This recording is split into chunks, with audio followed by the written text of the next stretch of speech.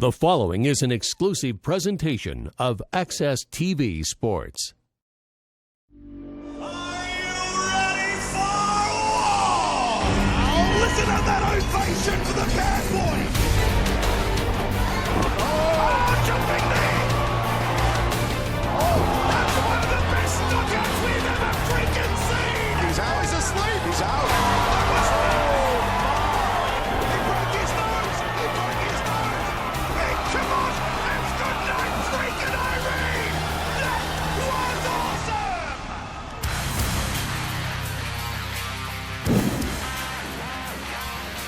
Legacy Fighting Alliance comes to the state of Colorado for the first time ever. Tonight, we're inside the First Bank Center in Broomfield. Welcome to Legacy Fighting Alliance number 5. G'day everybody, I'm Michael Chiavello. Great to be back here in the state of Colorado. I'm joined as always by my verbal sparring partner, UFC Hall of Famer Pat Miletich. Pat, we turn our attention to what promises to be a knockout main event, as Adam Townsend, 16-4, takes on the rampaging Marcus Edwards, who comes in 12-4. Paddy Marcus Edwards, you got a guy coming on off back-to-back first-round wins. He has finished 10 opponents inside the very first round. No, obviously, which tells you he's very explosive. Also, I'm surprised, honestly, that he's got more submission wins than he does KOs, but he drops people a lot of times or gets into a wrestling match, goes to the ground, and finishes people either way. But his hands are ridiculously powerful, Michael, and he's extremely fast. Edwards having a few jokes at Townsend's expense yesterday, said that Townsend has small arms like a T-Rex and won't be able to touch him because he's too short in the reach. Adam Townsend, meanwhile, promises to knock out Edwards here tonight. Townsend has 7 first-round finishes, Pat. Yeah, super explosive also. This is a great main event. Both these guys are incredible athletes with a ton of power. It's going to be very exciting. Adam Townsend, though, a former Division I running back in college. The guy tells me he's very durable. He's built for this sport, and he loves to put the hurt on people. Both men promising knockouts. Townsend says if he doesn't catch Edwards in the first, Edwards will tire by the third and he'll knock him out for sure. The bookmakers can't separate these two. Both men at odds of -120. Okay, let's park our peepers backstage now, where Roven Ronnie Kruk has a little bit more information about some of the star coaches at tonight's show. Yeah, guys, of course, the LFA is creating tomorrow's UFC superstars today, but helping these young prospects take their MMA careers to the next level are some of the best coaches in the business. Tonight, we have several MMA veterans who will be cornering these young fighters. Look at this list. Trevor Lally from Arizona Combat Sports. He'll be in Franku's corner. You have Factory X's Mark Montoya, who works with the Camozzi brothers. He'll be helping Edwards and Royval. Then you have former UFC fighter Elliot Marshall. Look at the list he's worked with. He's going to be busy as 3 fighters on this card. And then there's the wild man, Thomas Denny. He helped take Brian Baker's career to the next level. One of the most important elements all these coaches are passing along to their young prodigies is their own fighting experiences. All these guys have extensive combat sports backgrounds. Michael, we'll hear from several of these coaches in the corner during tonight's broadcast. Thanks, Ron. Certainly the name Thomas Denny brings back some memories for the man standing next to me. Okay, let's look at the rest of the stacked card here tonight at LFA number 5. It kicks off in the lightweight division as Arut Pagosian takes on Nikolai Navarro. Also at lightweight, Eric Grant takes on Slobodan Maksimovic. Rakan Adwan faces Brandon Royval at flyweight. Undefeated Matty Johnson takes on LaVille Simpson at lightweight. The Aussie Matthew Frinku takes on Chris Hogan at welter. And then, in what could be a cracking co-main event, Jamal Emmers takes on undefeated Corey Sandhagen. Pat, take us through tonight's rules. Yes, sir. The Colorado State Boxing Commission will oversee tonight's event. Unified rules will be used, which means elbows to a downed opponent will be legal. All fights tonight are 3 5-minute rounds, and the 10-point must scoring system will be used. LFA 5 is about to kick off from inside the First Bank Center in Broomfield, and it'll be Nikolai Navarro and Arut Pagosian at lightweight. For our official introductions, as always, let's go up to the man behind the mic here at LFA. It's Mike Kendall. Ladies and gentlemen, we are live around the world on Access TV from the First Bank Center here in Broomfield, Colorado for LFA 5, Edwards versus Townsend. Tonight's event is brought to you in part by Inca Cola, Brothers Barbecue, and Headblade. Tonight's fights are sanctioned by the Colorado State Boxing Commission, overseen by Director Joseph Mason and Chief Inspector Eric Hines. Your judges, Octagon side tonight, Hale Hilsebeck, Tyrone Short, and Mark Van Tine. Your referees in charge of the action once we get underway, Tom Johnson, Tim Mills, and Adam Martinez. Your timekeeper tonight, Gene McElvoy. Your physicians, Octagon side, Dr. Mac Morgan and Dr. Mark Wittstoff. Your RFA Cup man is David Maldonado. Ladies and gentlemen, on now to our first fight of the night. Please welcome, making his way to the blue corner, Nikolai Navarro.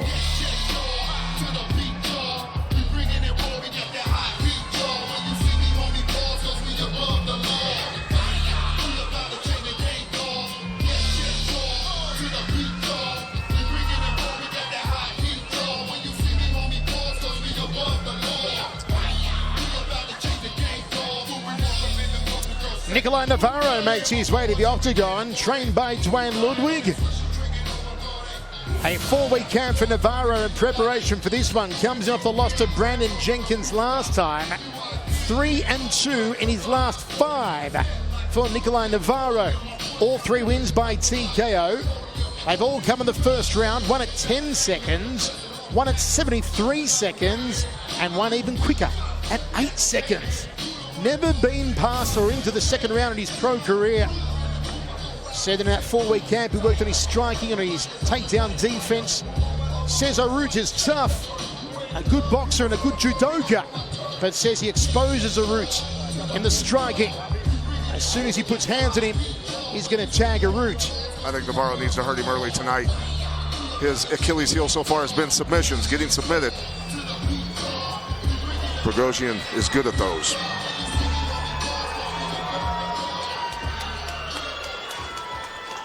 Please welcome his opponent, making his way to the LFA Octagon, fighting out of the red corner, Arut Prigozhin.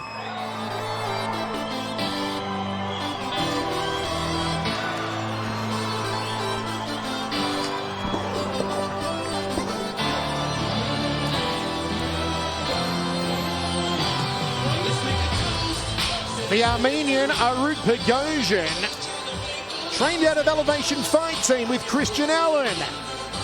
Very good boxer, good takedowns, former judo stylist. Only 3 weeks notice for this fight. Says he's got a special crank he's been working on. He wants to showcase it tonight. Comes in off the win against Travis Aragon. The loss before that to Matty Johnson. The win against Christopher Cagle. Says Nikolai's a flashy striker. He's been wanting to fight him for some time. Says he plans to engage on the feet, see what opportunities present themselves. If not, he'll take him down and pound him or choke him out. Prigozhin does have very good judo skills, loves to launch people, likes to hit big amplitude throws, intimidate people with his big throws and get them on the ground and submit them. I think all Armenians are born with judo gis on. I know so many tough Armenians that are good wrestlers and judo guys. It's amazing. Let's take a look at the tail of the tape. Our opening matchup here at LFA number 5. Prigozhin 2-1 is 5 years the younger, gives up the height to Navarro, has the reach in the arms, gives up the reach in the legs. Ladies and gentlemen, this contest is scheduled for 3 5-minute rounds in the LFA lightweight division, and it's brought to you by Muscle Farm. Introducing first, fighting out of the blue corner. This striker stands 6 foot tall, weighed in at 154.2 pounds, holding a professional mixed martial arts record, 4 wins, 2 defeats. Training out of Bang Muay Thai and fighting out of Denver, Colorado, Nikolai Navarro.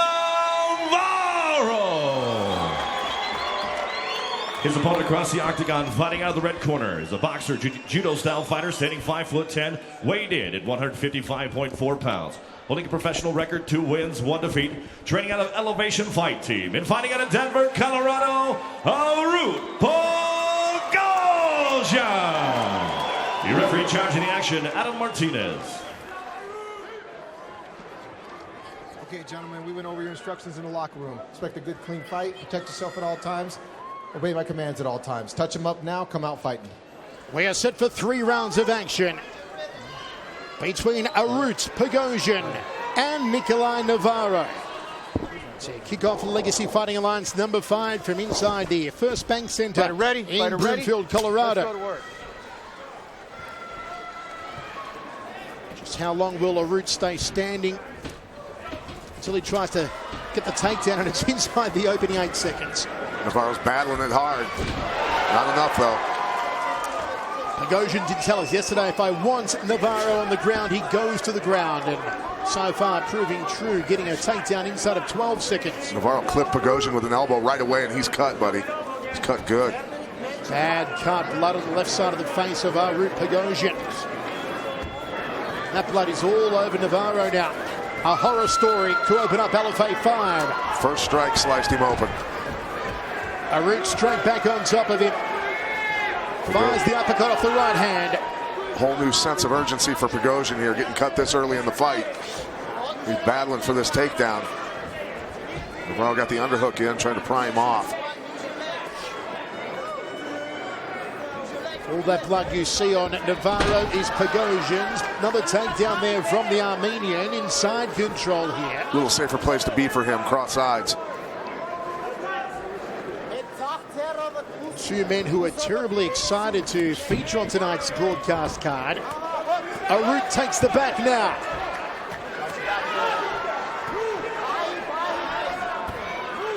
Bogosian, will he try and sink a choke? Can he from this position, Pat? Absolutely, yeah.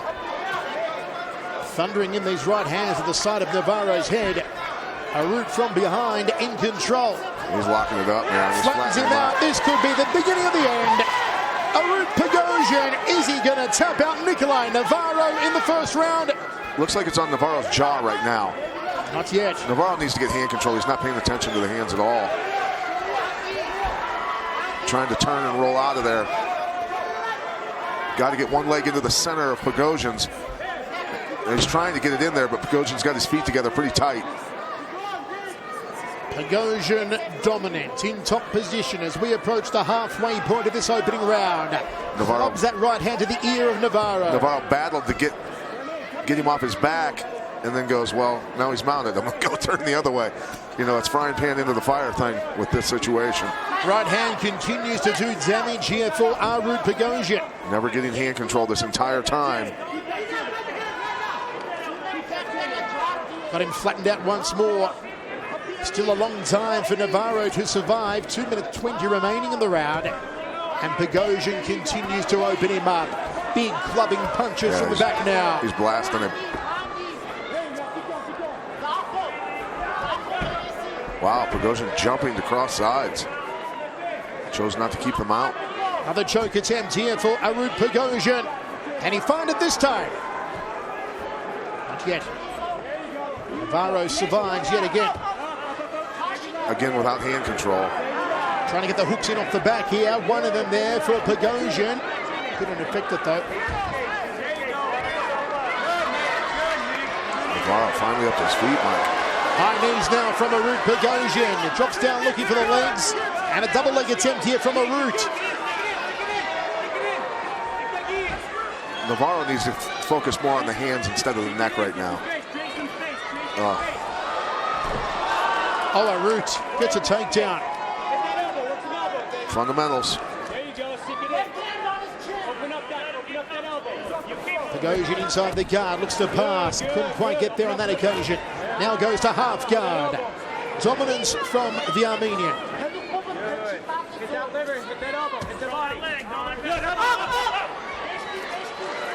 Bogosian takes the back again. So he's pinching his knees together on his hips. More of Arut's blood spills onto the back of the neck of Navarro. Looks for another choke here. It's a face crank. Wonder if that blood is starting to run into the left eye of Bogosian. Full mount now for the Armenian. Bombs away from the top position. Big elbow, smack bang on the schnoz. Almost put his nose through the back of his neck.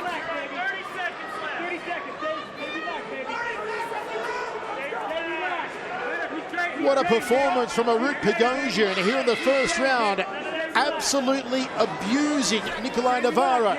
And so far, in every position, I hate saying it because I'm blue in the face saying it. Stopping takedowns, never getting hand control. Getting off his back, never getting hand control. In no position has he gained hand control. Now he's getting choked, he's got to get hand control. The clock may save Navarro here, and it does. But utter dominance for Arut Bogosian. Red over there. So you're starting to get the picture of how important hand control is in fighting, Michael? Just a little bit. Okay, just a little. just checking. Easy round for Bogosian, but don't forget we are in Colorado.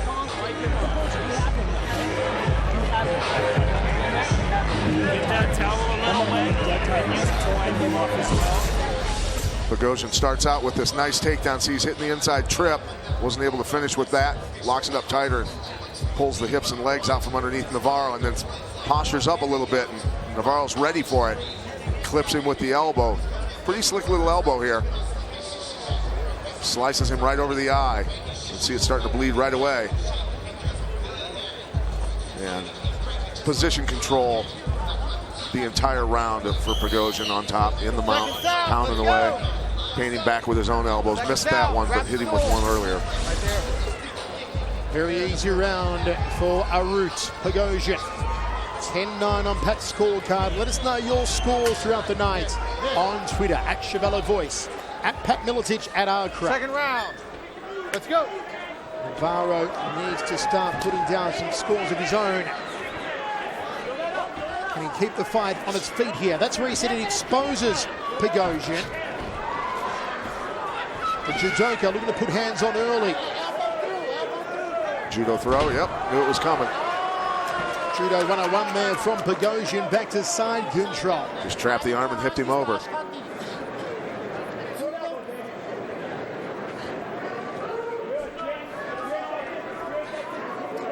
Navarro tried to trap that arm between his legs. Just a matter of time before Bogosian. Oh, nice job. Back to their feet here. Bogosian got a bit of a hurry there.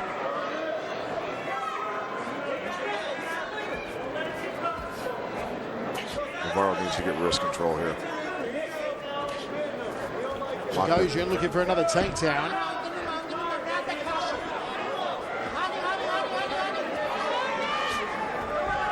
Gets him down again. Nice work from Arut Bogosian. Let's go to Ron in Bogosian's corner. On the Elevation Fight Team, Michael, he said, hey, just be patient. He wants him to go back to what he was doing, takedowns and ground and pound. And then the cut man said, don't worry about it. It's in a spot where it shouldn't affect you. Michael, back to you. Thanks, Ron. Already seeing some of the judo stylings of Bogosian in this round. You know, Pat, I remember asking Guy Mesdal once just how hard a judo throw could be. And he said, Voice, if I judo throw you on the carpet, you go to hospital. If I judo throw you on the street, you go into the morgue. And good judo guys will have you half unconscious or unconscious by the time you hit the ground when they hit a throw.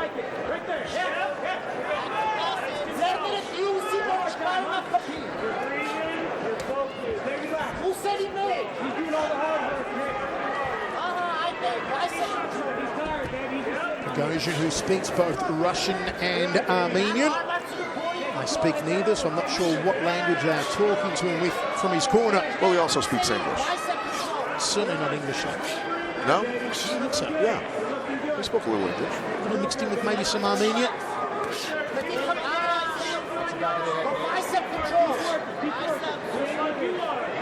Close guard here for Navarro. Navarro doing a better job this round of at least controlling position, keeping him in the guard. Pat, what was the bloodiest fight you were ever in? With a guy named Jason Nicholson from the Lions Den. Back when elbows to the back of the head were legal, and I could see a 4-inch gash in the back of his head. I could see his skull perfectly. We were both covered in blood from head to toe in that one. And he was laughing at me while I was elbowing him. Well, I'm almost sorry I asked.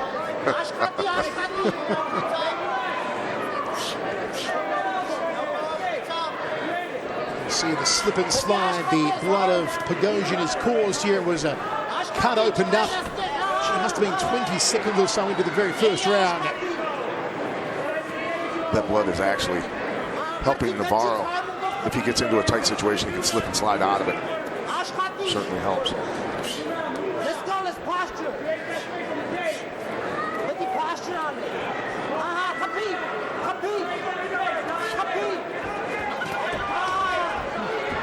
Takes the back. Bogosian.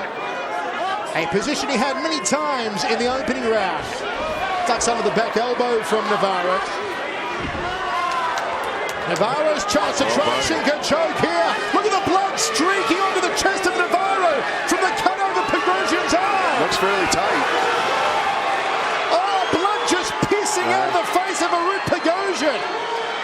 is leaking. And he's free. His blood saved him that time, maybe. Slipped out. Well, the blood lubed him up. He popped the head out, did a root. Back inside the closed guard of Navarro. What an entertaining fight to kick off LFA 5.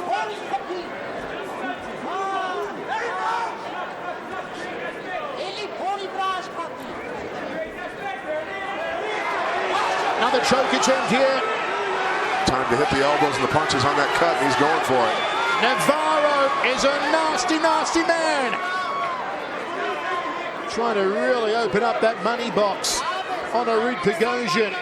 He's talking to Pagosian, trying to spur himself on after a horrific first round that he definitely lost. Honestly, pretty good second round here by Navarro. Landed a lot of strikes from the bottom. Does Nicolai Navarro win the second round? Let us know on Twitter at Chevello Voice, at Pat Miletich, at R Truck.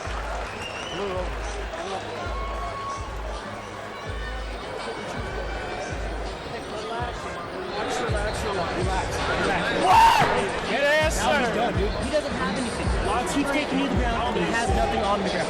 You defended everything he has, right? Now it's time for you to put places to be the pressure, okay? This is the last round. I want you to pick and choose fast, okay? Move around, pick and choose, okay? Just find that opening and let's hold on. Okay?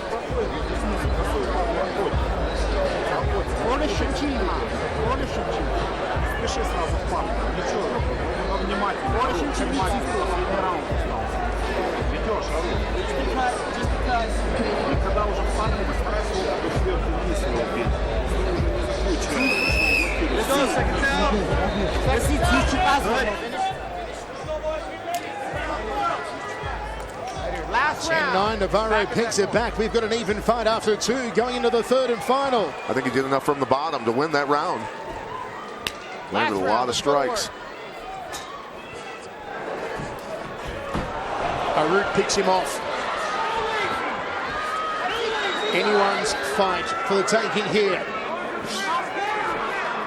A bloodbath to open up this Colorado show. LFA for the first time ever here in Colorado. Close guard from Navarro.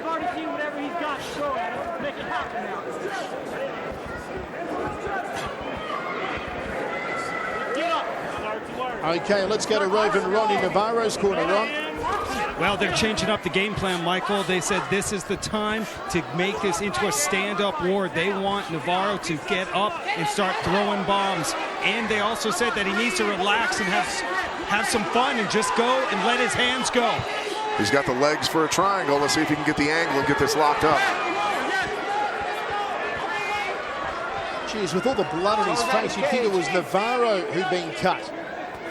But that's the blood leaking from the head of Pagosian over Nicolai Navarro. His chest and his neck are completely red here. He was to get a hold of that shin and pull that foot down into position behind his knee. He wasn't able to do it.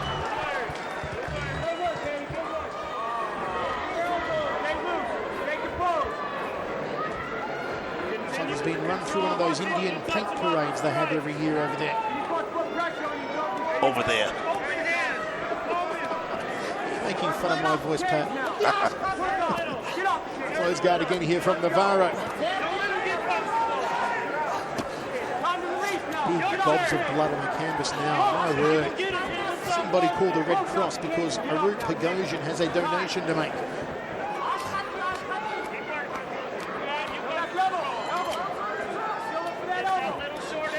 Navarro not working back up to his feet yet. Not going to win from here right now. He's not active enough. Look at that. You could feed a population of mosquitoes just in that corner.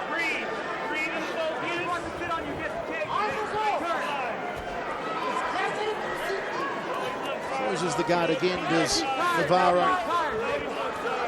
Pagosian trying to posture up. Pagosian doesn't want to posture up, I don't think, because he doesn't want to catch any more elbows from Navarro. He's keeping his head buried. Pat, you just stay back. You're wearing that beautiful new suit thanks to the Gentleman's Co-op in Chicago. We don't want any blood getting on that splendid suit you're wearing. These boys will be in trouble. They get blood on my jacket.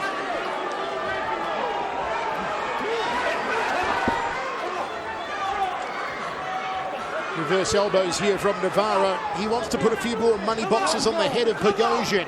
Still anybody's fight for the taking with just over 2 minutes remaining. If I'm the ref, I'm standing them up. I know Bogosian's burning the clock right now. He's not really landing any damaging techniques. He's not trying to improve position. Now he is. That'll keep him on the ground for a while.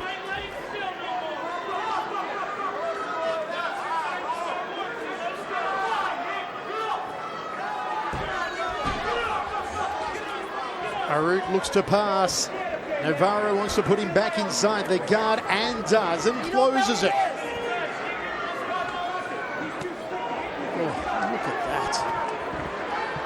Arut Bogosian's blood just staining his head and the entire upper body and face of Nikolai Navarro. Just a big gob there just under our Access TV banner.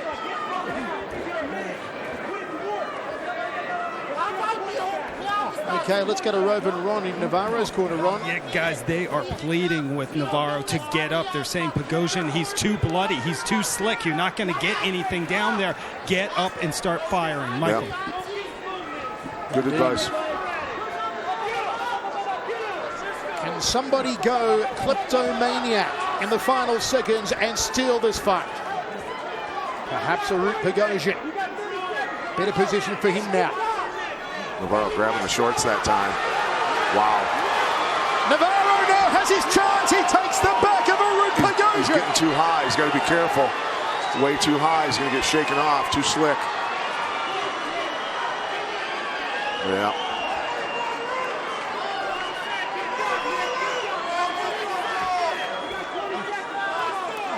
"15 seconds on the clock.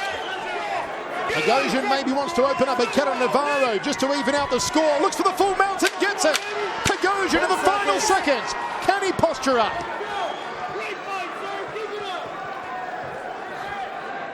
Well, he's done a Jackson Pollock to the canvas with his blood. But has he won this fight? Let us know your thoughts on Twitter. Who do you give it to? Bogosian or Navarro?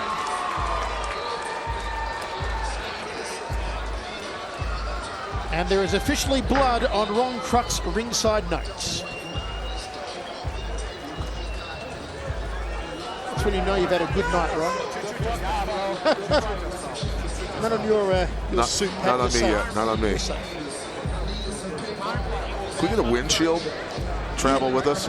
Little wipers on it. Yeah. Every time someone bleeds.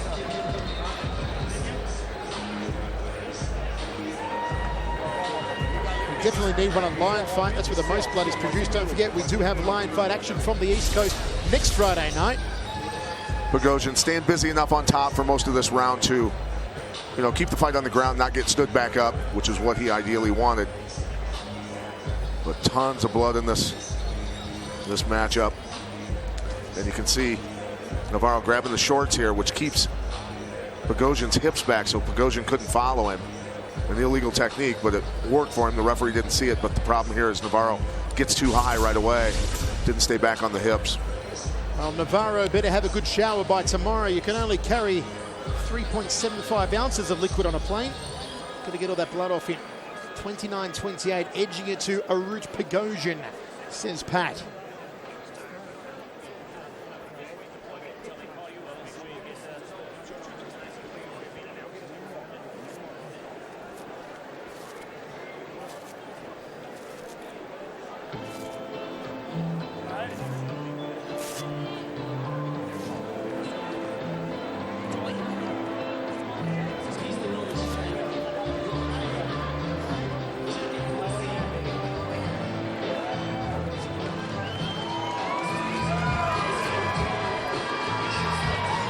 Huge crowd inside the first bank centre in Broomfield for LFA tonight.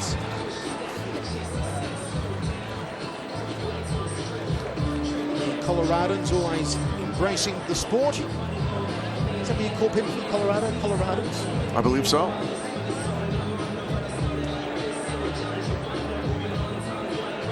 Or herb lovers. Stoners. Synonymous, really. Slump under the right eye there of Navarro.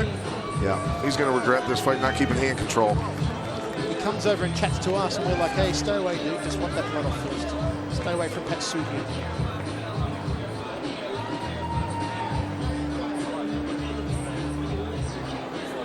Okay, looks like we have the decision. Let's go to Mike Kendall. Ladies and gentlemen, after 3 rounds of MMA, we go to the judges' scorecards. Judge Hale Hilsebeck scores the bout 29-28 Pogosian. Judge Mark Van Tine scores the bout 28-27 Navarro. 29-28 Navarro. And your third judge, Tyrone Short, scores the bout 29-27 for your winner by split decision, Arut Pogosian. Arut Pogosian takes the split decision here, advances his record to 3-1. Nicolai Navarro falls to 4-3.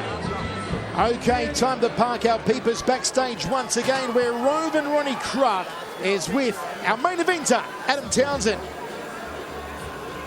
It's prime time, Adam Townsend.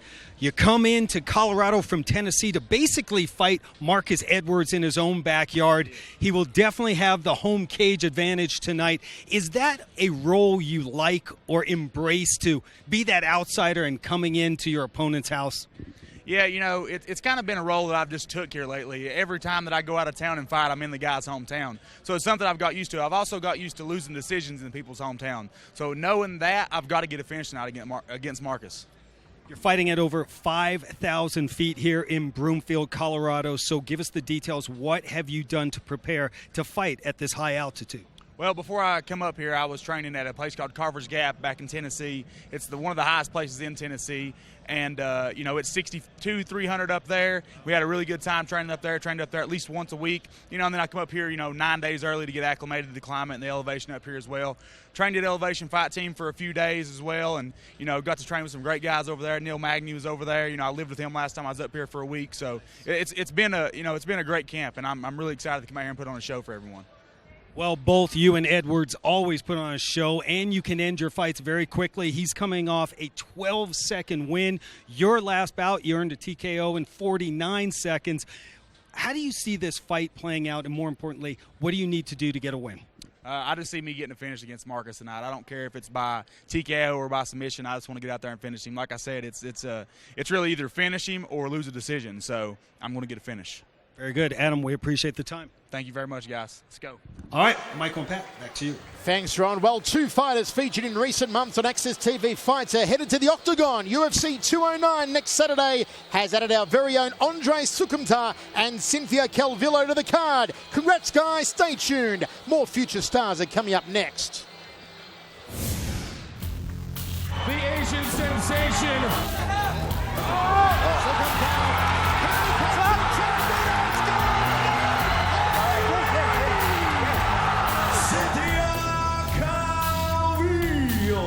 Calvillo outboxing Stewart as she said she would. A big left hand. Yeah, just keep punching, let the ref do the work for you and stop it.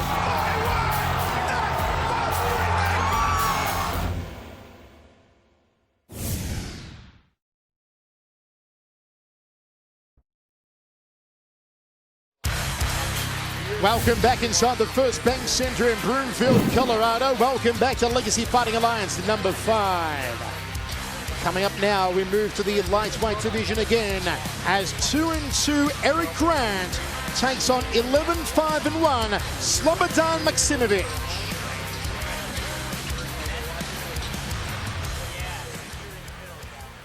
Ladies and gentlemen, please welcome, making his way to the LFA Octagon, fighting out of the blue corner, Eric the Antidote Grant. They tell me I'm hot.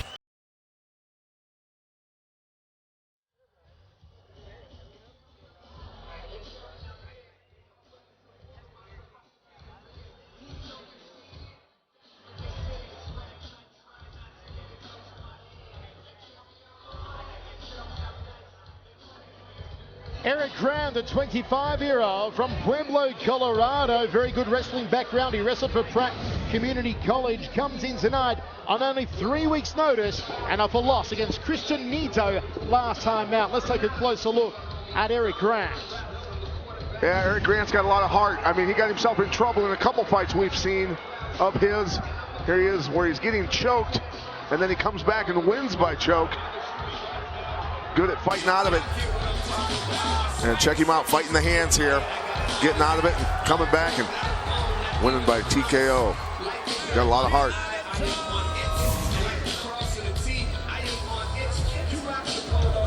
Says he has better cardio than Slobodan. Says I'll irritate him with my reach and then I'll TKO Maksimovic. Has to watch out for Slobodan's toughness coming forward, but he says that Slobo leaves the chin out and is open to getting hit. Please welcome his opponent, making his way to the LFA Octagon, fighting out of the red corner, Slobodan Maksimovic.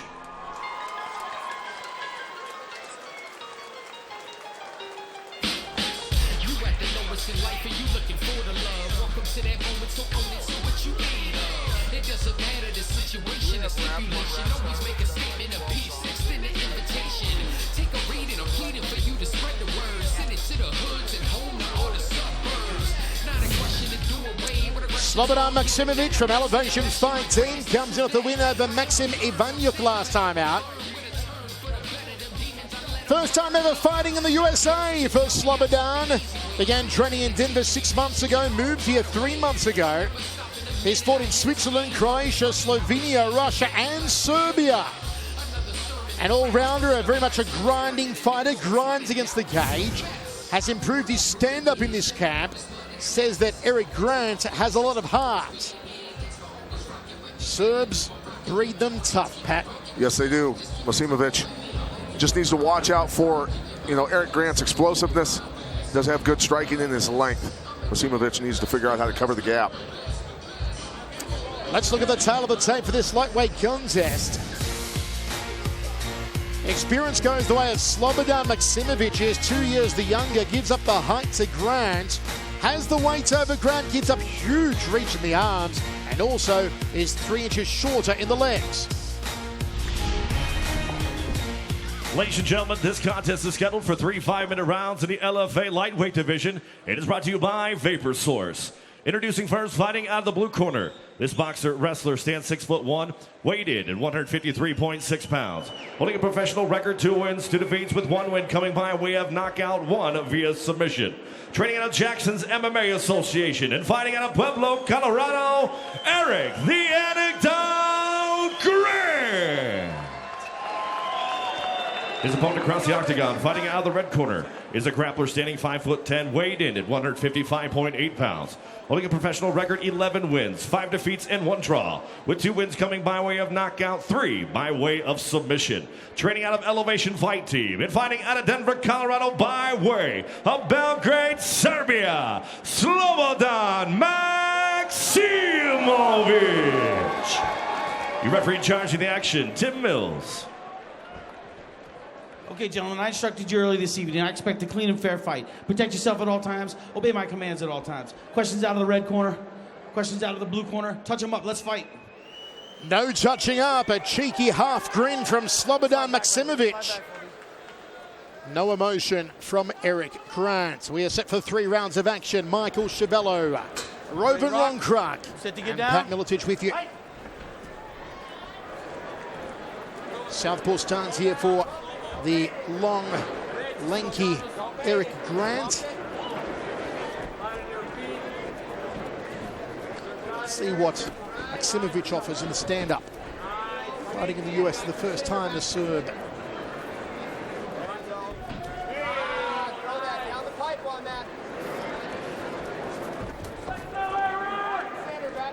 Maksimovic moving pretty well on his feet right now.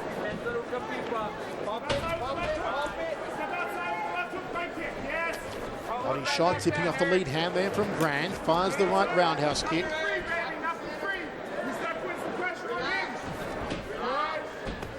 Inside leg kick from Slobodan. Foot and toes hit the knee there.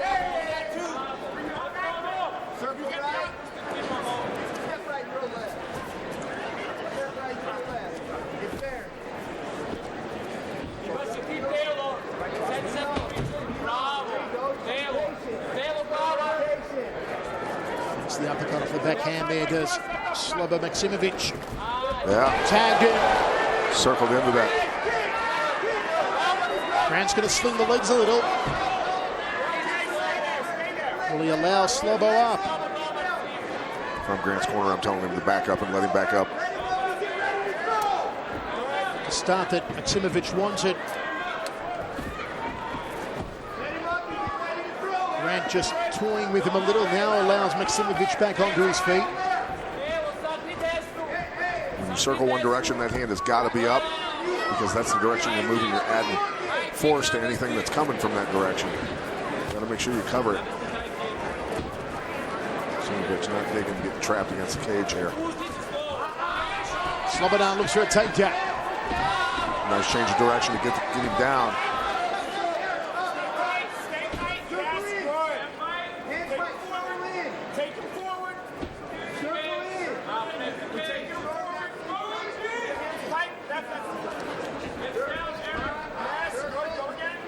Get Grant to canvas. Grant got his arm trapped, digging that underhook in. Nice work. Good. Stay that knee. Left knee. Yes, good. Head position. Head control. Head control. Good. Let's drop levels. Halfway. Shoulder position. What should Slobodan be doing from here, Pat? Well, I mean, if he's got him this far bent over, he can block the knee, hit a knee tap, and run him over that leg. Snap downs after knees, things like that. But this is where he wants to be. You know, if he's going to be standing, he wants to be in tight, obviously. Negate that reach. High knee from Grant, just missing the target. Slobodan gets a chance to reset here.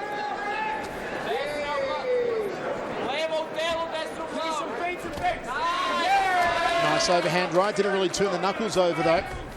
Inside leg kick from Slobo. Body shot, telegraphed it. Grant's too long to do that.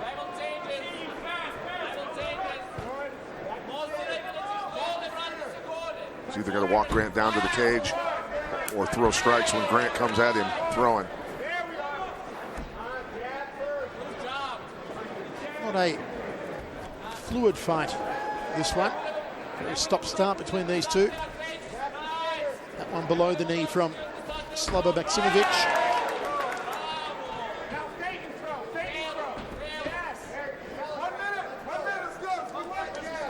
Spinning hook kick there from Grant.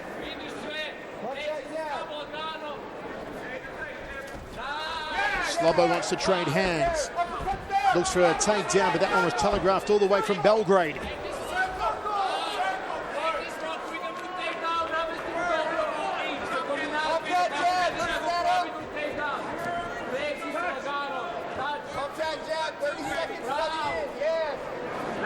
Grant controlling the center of the cage. Looking good.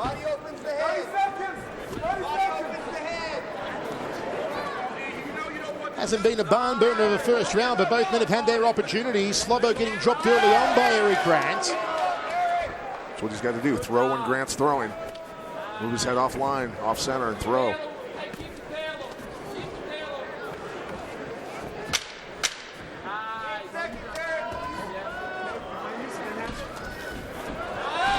Oh, Slobodan connects with a nice right hand just before the buzzer into the first round.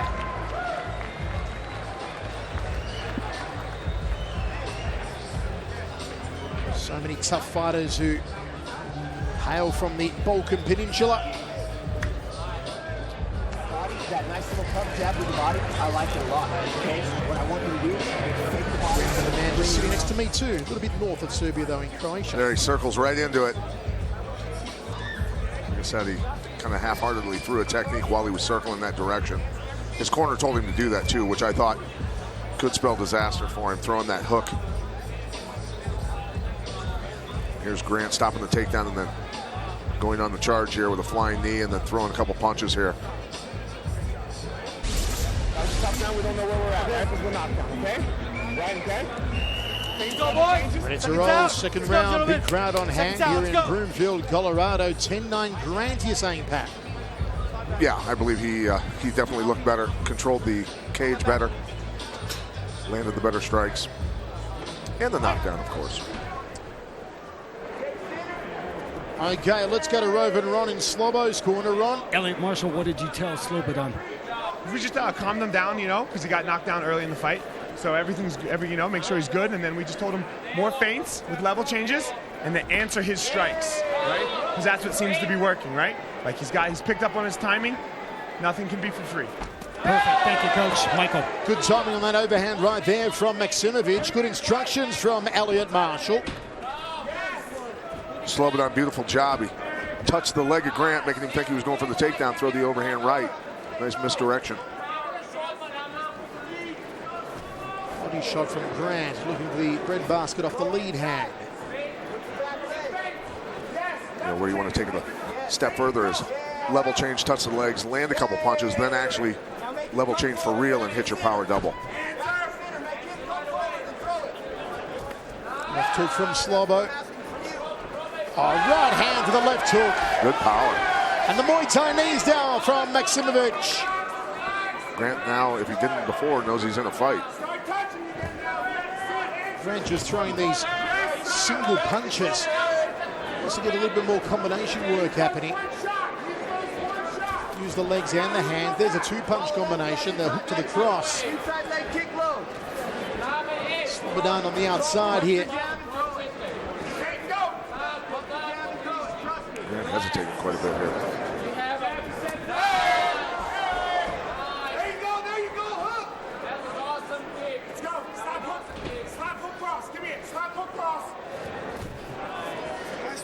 Nice work. Keep it up.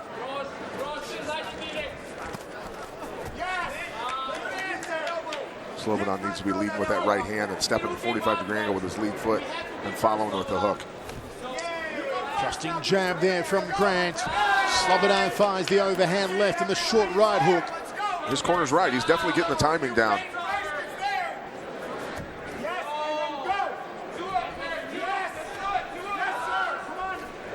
Body shot again from Grant. Slow on the back foot here.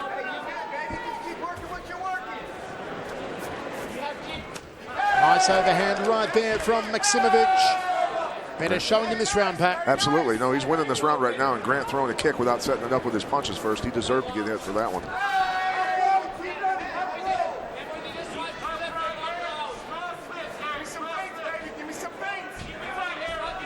Listening to his corner here, Maksimovic.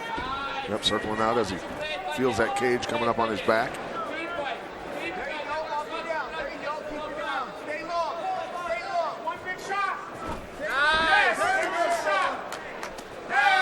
Nice body shot. Heard that one hit solid.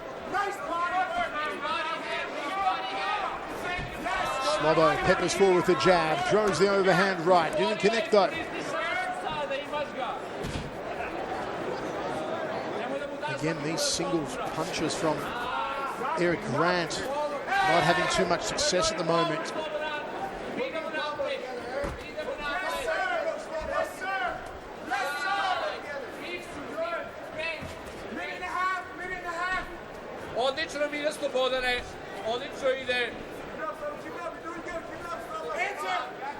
Enough action here for the crowd to get behind. There's silence inside the First Bank Centre.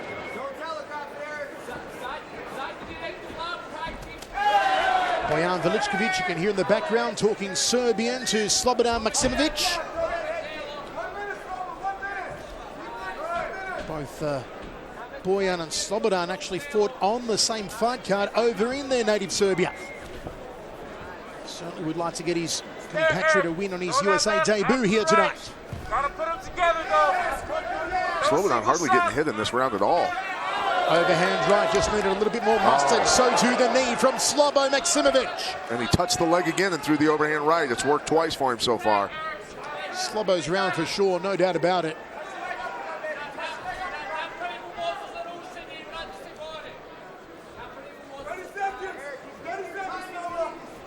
Grant has continually gone to the body with his jab and his cross.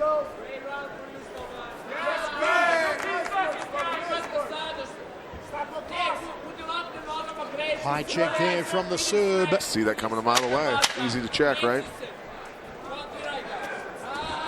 Grant gets underneath the right hand. This is going to be a 10-9 round for Slobo Maksimovic. And we should have an even fight going into the third and final.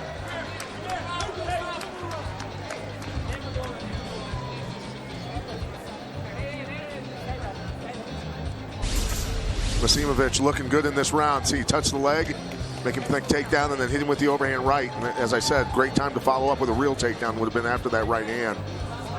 Great head movement out of him, getting the timing down, getting out of the way of Grant's left hand. Here it is, touching again. Later on in the round, same setup for that right hand, working again for him.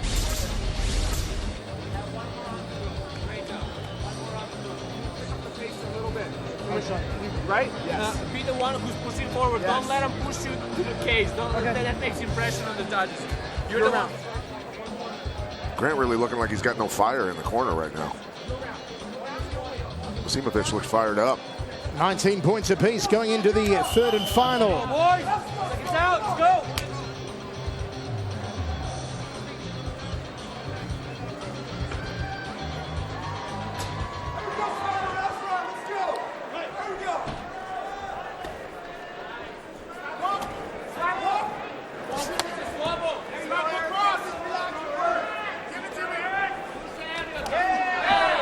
Slobo on the front foot, switching stance. Confidence oozing on the serve.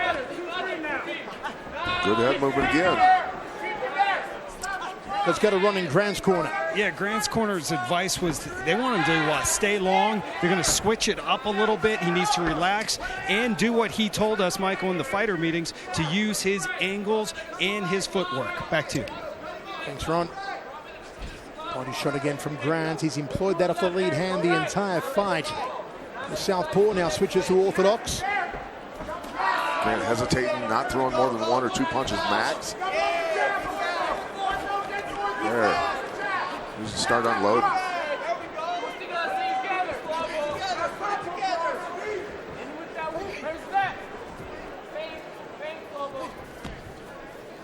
Back to center. Now go. Let's go, Slow. Stop and go. Gotta get to the head, though. Gotta get to the head. Slobo with a hard right hook. Right after that left.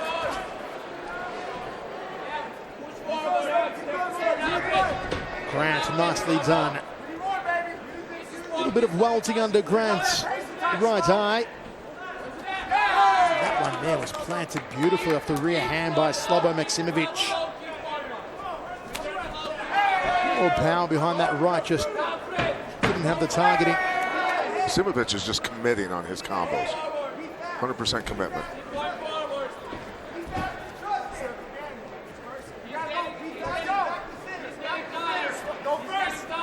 Will we have any fireworks in the final 3 minutes here? Crowd seems to have checked out of this one, Pat. A bit. Good timing on that. Now let's see the ground go. Slobo in half guard. Let go of his head, Eric. You gotta let go of his head. We need an underhook. Elbows. Control his bicep. I want your hand on the bicep. Shoot your leg in. Get the guard. Yay! There you go. Control his bicep. There you go. Now walk the cage. Boyan has periodically spoken back and forth from Serbian to English. And when he wants, I think when he wants Grant to hear things, he'll speak in English on purpose to mess with his head. He'll say, he's getting tired, he's getting tired. He wants to mess with Grant's head. Okay, right underhook. Good call, Pat. Right underhook. Hey, I like what you were thinking with those elbows earlier. Corner's nickname for him is Slow.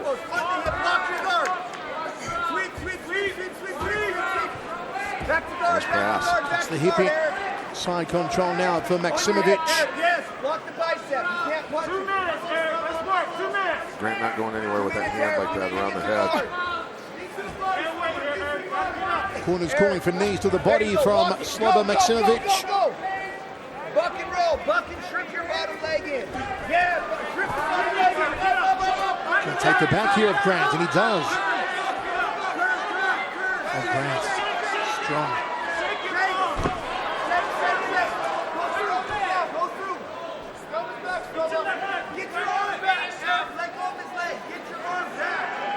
He's going to work his way back here a little bit. Under 80 seconds remaining in the fight. Flattening him out. Is Slobo going to find a finish?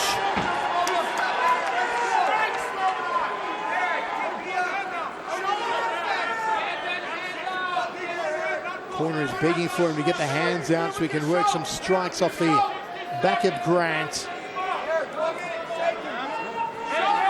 Finally gets one free. Flattens out Grant again. Here comes the right hand. Grant's up onto his knees. We've seen Grant survive situations like this and come back and win. Look at him reaching up, grabbing the head, trying to pull him down over. Shaking him off, nice. Grant's arms in jeopardy. Nope, got it out.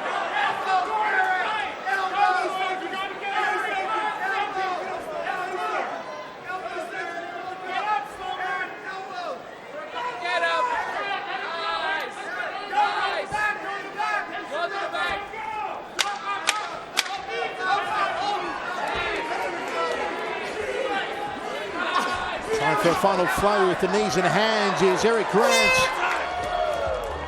And we go down to the judges for this one. Let us know your thoughts on Twitter at Chevello Voice, at Pat Miletich, at RCruck.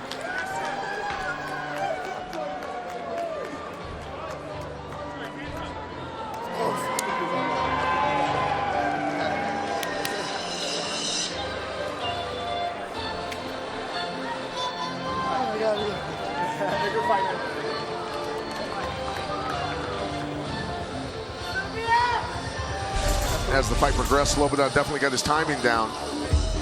Throwing a few good combos in here. Beautiful left to the right. Looping punches as he moved in closer.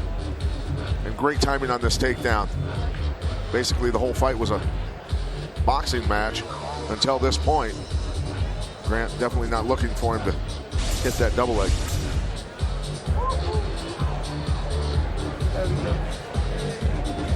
Good job, I'll be proud of you. Listen, see my wall, I'm gonna touch his way. That's good timing on that takedown. 29-28, says Pat.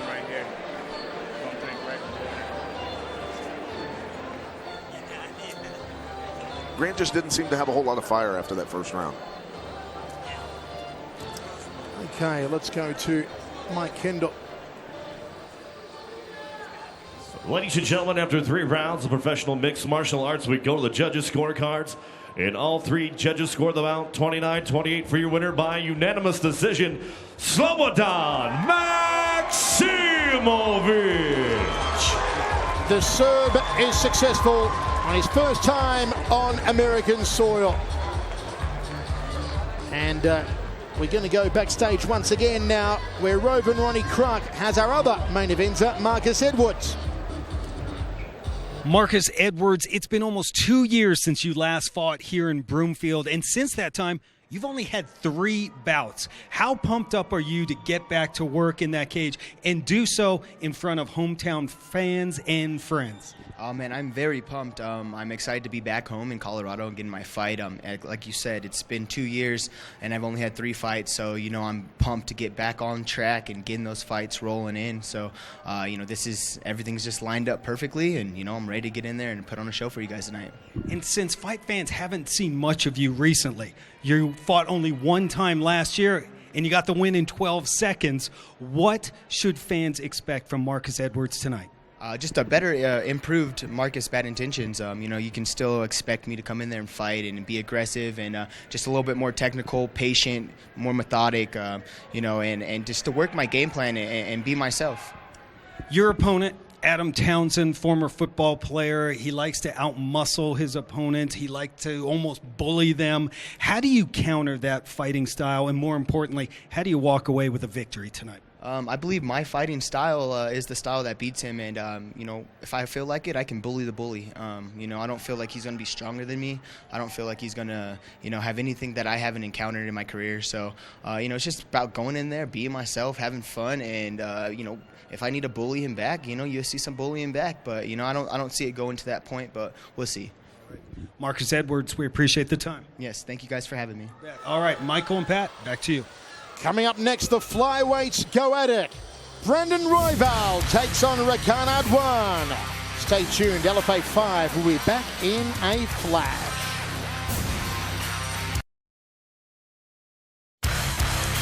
Welcome back to Denver, Colorado. Beautiful view of the Capitol building. Welcome back to Legacy Fighting Alliance number 5 from inside the First Bank Center in Broomfield. 2 fights down, 2 decisions, and coming up now, it's the flyweights as Rakan Adwan takes on Brandon Royval. Let's go to Mike Kendall. Ladies and gentlemen, please welcome, making his way to the blue corner, Rakan Adwan.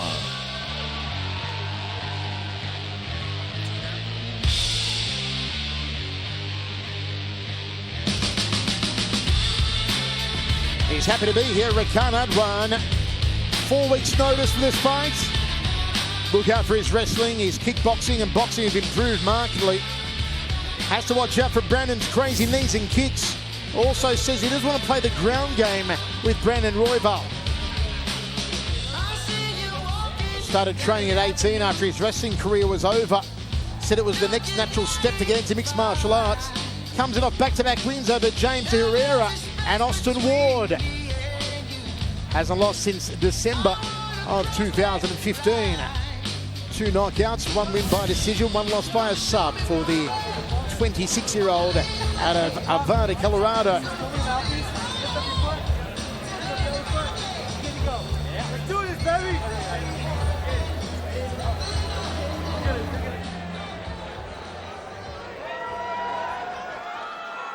Please welcome his opponent, making his way to the red corner, Brandon Royval.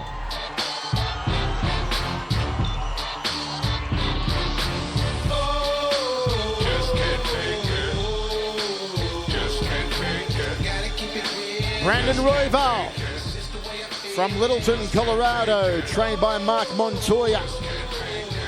His 24-year-old has a 100% finishing rate. Currently in college studying for a business degree, an orthodox striker and boxer with taekwondo kicks. The win over Angel Hernandez last time out, the loss to Ricky Palacios before that. The win over our favourite, Danny Manus. He knocked him out with a knee. Predicts he'll finish tonight via a triangle. Says he likes attacking from his back, Pat. Well, and he may be on his back against Adwan since Adwan's got a lot of wrestling experience. Adwan eventually probably put him on his back.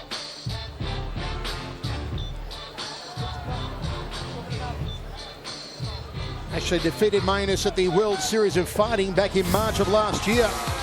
As we look at the tail of the tape for this one, experience goes the way of Royval. He is 2 years the younger, 1 inch the taller, has the weight, has the reach in the arms, but it's an inch shorter in the legs. Ladies and gentlemen, this fight is scheduled for 3 5-minute rounds in the LFA flyweight division and is brought to you by Live Well, Enlightened Health. Introducing first, fighting out of the blue corner. This wrestler boxer stands 5'6", weighed in at 124.8 pounds. Holding a professional mixed martial arts record, 3 wins, 1 defeat with 2 wins, coming by way of knockout. Training out of Genesis Training Center, inviting out of Arvada, Colorado, Rakan Adwan. His opponent across the cage, fighting out of the red corner, is a Brazilian Jiu-Jitsu style fighter, standing 5'7", weighed in at 125.8 pounds, holding a professional record, 4 wins, 2 defeats, with 3 wins coming by way of submission, 1 by way of knockout. Training out of Factory X and fighting out of Denver, Colorado, Brandon Royval. Your referee in charge in action is Tom Johnson. All right, gentlemen, we went over the rules earlier. I want a clean, fair fight. Listen to me at all times. Protect yourself at all times. Brandon, any questions from you? What about you? All right, touch gloves. Let's do it. We're ready for 3 rounds of action here between Brandon Royval and Rakan Adwan. Just engaging in the corner of Rakan Adwan tonight. I think we have an exciting fight on our hands, buddy. 2 little fellows who are ready to throw down. Should be exciting. All right, Brandon, you ready? Both bouncing around on the balls of their feet. Adwan charges out of his corner, eats an early right hand from Royval. Right over the top of his head with that kick. Explosive start inside the opening 15 seconds here. Didn't take Adwan long to get the takedown, that's for sure. Royval says he loves to be on his back. We'll see if he loves to be on his back with this guy on top of him. Armbar already. One of the Royval specialties here. Can he find a finish in the first round? It's being blocked. It's being blocked right now. Don't kick with that foot. Don't kick with Everyone's got to see how he had his hand behind his knee. Oh, now he's got it locked up and stretching a little bit here. I'd be worried about my arm instead of punching him right now. What a start from Brandon Royval. Popping hammer fist there from Khan Adwan. Stretching it, hopping over. Nice job. Going right back into a triangle almost. Umaplata. Tell you what, Royval can transition from one submission to the next seamlessly. Slick little dude on the ground. Just looking for that submission, Ravon. You stay busy. Look at going for an armbar again, man. Watch the toes. Watch the toes. There you go. There you go. Stay right I don't know there. how many times Flat-footed on that Adwan cage, wants to Brandon. fight out of these submissions.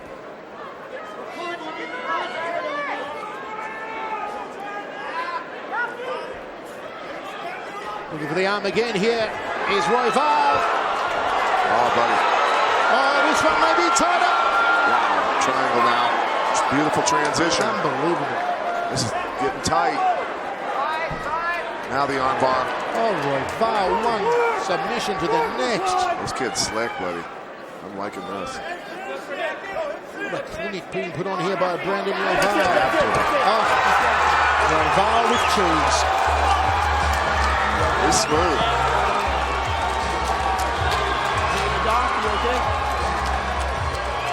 My word. Beautiful groundwork. Love to go back and watch that entire fight and count how many different submissions he was hitting in that. Constantly attacking. And that's what he told us. He said he constantly attacks, and he does.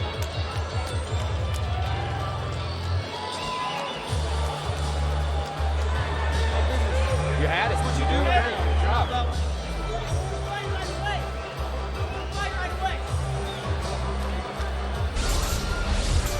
Royval here. Hitting the arm bar. You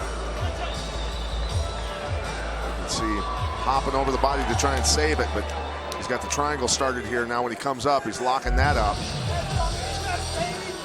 Beautiful job, gets the angle, starts tightening that up. Adwan trying to battle with that. Then he switches back up here when he feels he's going to lose that. See him put the shin there to block the head. Going belly down on this arm bar and stretching it. See him blocking the step over with his hand. Nice.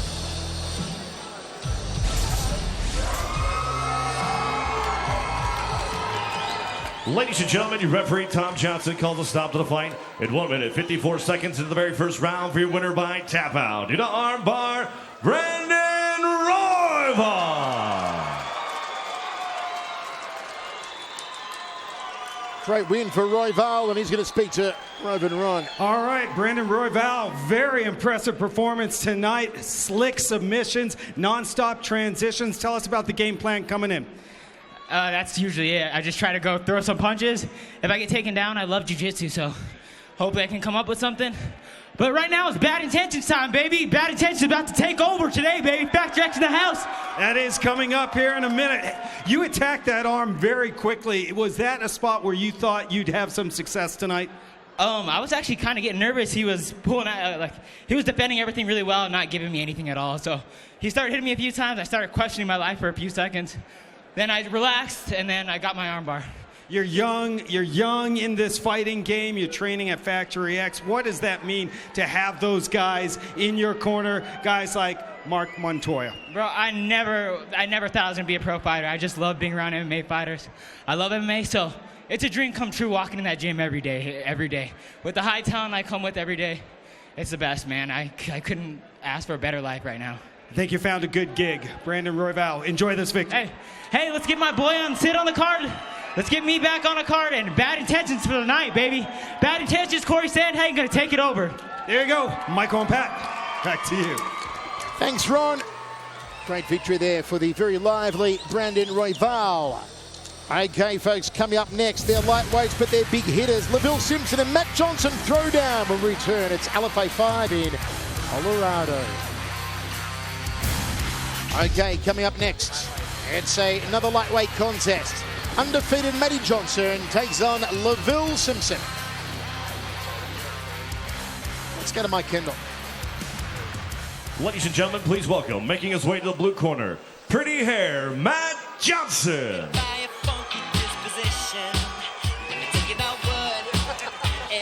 Pat, this is a nickname I will never be called in my life. Pretty hair. Training with Thomas Denny. Loves to strike, obviously. Thomas loves to teach his boys how to strike well, and it's served him well. He's 3-0 so far. 6-week camp for Matt Johnson. Not technical, very wild, very unique style of fighting. We asked Thomas Denny what they've been working on in camp, and he said he tightened up his defense on his madness. Knows Laville's a big puncher with a good record, has a mean jab and right cross. Plans to cut the angles, watch the distance, stick and move, rip the body. Comes in off a hat-trick, undefeated 3-0 over Jason Brown, Arut Pagosian, and Brandon Hereja. Pat, when I say Thomas Denny, what comes to your mind immediately? You know what? He was a lot of fun. Always a happy guy, and yeah, we had a lot of fun years hanging out with each other and being in different events. And him coaching, me coaching, and us, of course, fighting once and all that good stuff. And so yeah, Thomas is a great guy. His charge, pretty hair, Matt Johnson, about to step in the Elevate octagon for the first time.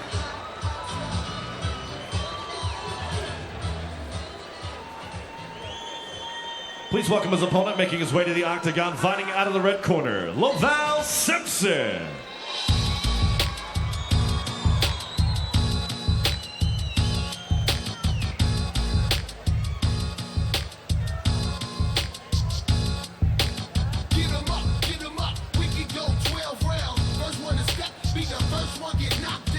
Laville Simpson, trained by Elliot Marshall out of Elevation Fight Team, a blue belt in BJJ. Comes in off the win over Alec Williams, the loss against Justin Patterson. Before that, the streak against Richie Martinez, Aaron Culpepper, what a great name, Culpepper, and David McAfee. An 8-week camp for Laville Simpson. Moved from Texas to train with Elevation Fight Team. Worked in his striking. Says that Matt Johnson's a tough grinder. Got to watch the dirty boxing and Matt's clinch work. Predicts Pat he'll knock him out. Simpson's an explosive guy, and he's certainly going to get the fight he wants. They're both planning on striking with each other, so we're going to have some fireworks that night. Let's look at the tail of the tape for this lightweight matchup. Experience goes the way of Laville Simpson. He is 8 years the younger, 1 inch the taller, has the reach by 2.5 inches in the arms, is 2 inches longer downstairs.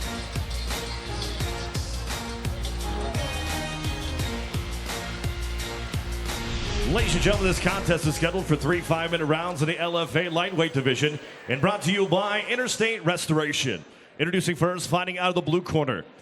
This Valley Tudo-style fighter stands 5'10", weighed in at 155.8 pounds. Holding a professional record, 3 wins, 0 defeats, with 1 win coming by way of submission. Training out of Team Wildman, Ziganos, and Colorado BJJ Stapleton Academy. Fighting out of Firestone, Colorado, pretty hair, Matt Johnson. His opponent across the octagon, fighting out of the red corner, is a striker standing 5'11", weighed in at 154.2 pounds. Holding a professional record, 6 wins, 2 defeats, with 2 wins coming by way of knockout, 1 via submission. Training out of Elevation Fight Team and fighting out of Denver, Colorado, Laval Simpson. Your referee in charge of the action is Adam Martinez. Okay, gentlemen, we went over your instructions. I want a good, clean fight. Obey the rules at all times. Protect yourself at all times. Touch them up now, come out fighting. Laville Simpson versus Pretty Hair. Matt Johnson. I can't say pretty hair, Pat. Don't. Fighters I ready. don't want to hear you say it. Reminds me of Petey off Dumb and Dumber. Remember him? Pretty bird. Let's go to work. Here we go, first round. Simpson's all business ever since we talked to him yesterday. Ooh, quick hands early from Laville Simpson.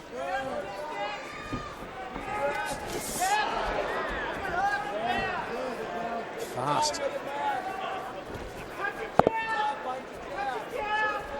Outside leg kick from Johnson. Jab to body goes Johnson.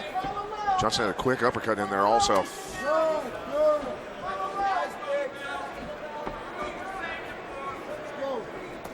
Side leg kick. Bill tries for a Muay Thai clinch, throws a knee to the upper left ribs.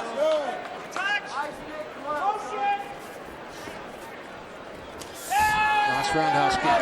Hit him in the body nicely with that as he was coming in. I don't know how much that hurt Johnson, but bit solid. Johnson. I know what you're going to say. He uppercutted him in the groin. We've been commentating for far too long. Yes, we have. Ooh, nice cutting back kick there from Johnson. That was a step through, nice back kick. These 2 minutes swinging for the knockout early. Bit of a bloody nose here for Matt Johnson.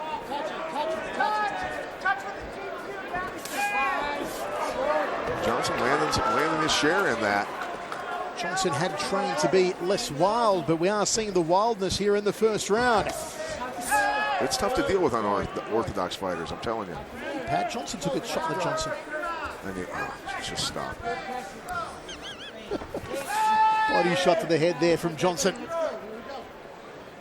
That's just too easy. Laid up for me, wasn't it? Johnson continues to punch after Simpson will throw a few. He'll land his share because of it. Oh, big kibosh. Bang from Johnson. Now he pounds away on LaVille Simpson. Takes LaVille's back. Rough dude, man. He buckled him at the knees with that punch. Simpson fighting this grip hard. Toes out of the cage. Coming up to an arm triangle here. Gotta get his hips up quick. Never got his hips turned over, but he's got an arm triangle locked up. Those are tough to finish from the bottom.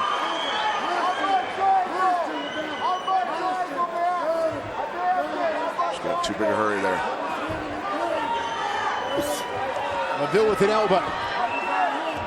Seems to have recovered. That'll put a scare into you and make you mean real quick.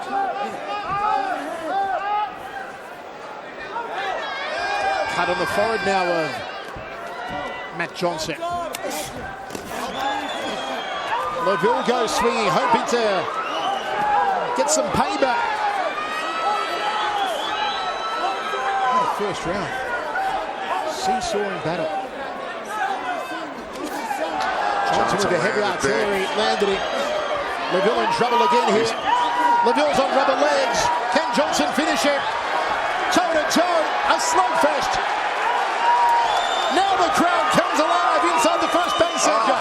This is the action they wanted to see. Johnson just keeps coming. Nice duck under.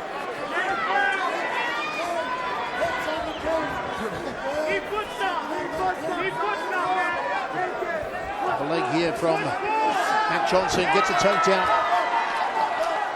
LaVille posts up on that left arm. Working his way back up. Under a minute remaining. Johnson going to push off here and punch or go for another takedown. Best round of the night so far. Uppercut misses the target, so too the overhand right. Johnson breaks off. This one an absolute corker.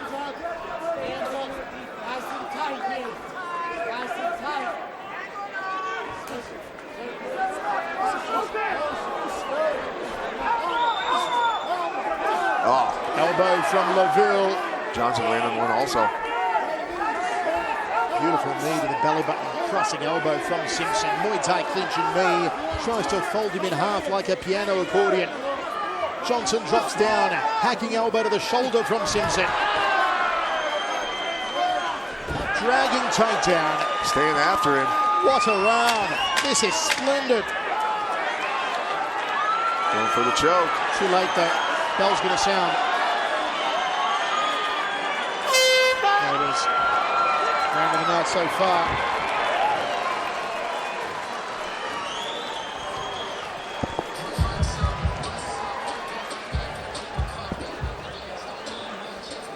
Let's go, Wednesday.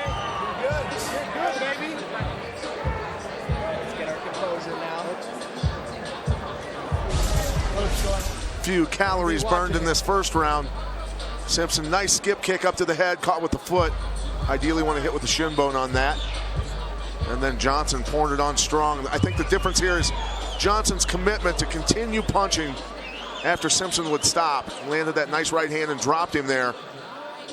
And just staying on the attack, really, the commitment, just like takedowns. Once somebody stops scrambling, the other guy's going to win the takedown, and that's something Johnson is doing in the striking department here against Simpson.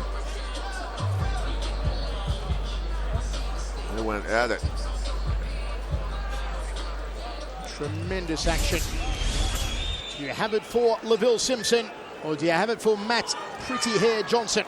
Second round, let's go. Pat has it for Matt Johnson. Who's got the gas tank?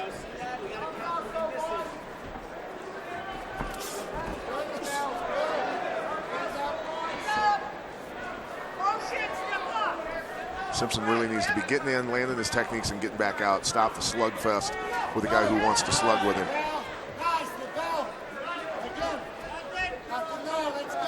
He turned around like a demon was coming after him after he missed that kick. See his eyes? Okay, let's go to Ron in Simpson's corner. Ron? Tough first round for Lavelle Simpson. His corner said you better start moving, especially laterally. They want him to start using his boxing. They know that Matt Johnson is a brawler, and they don't want to turn this into a brawl. They want it to be more of a technical stand-up battle. Michael. Thanks, Ron. Good advice.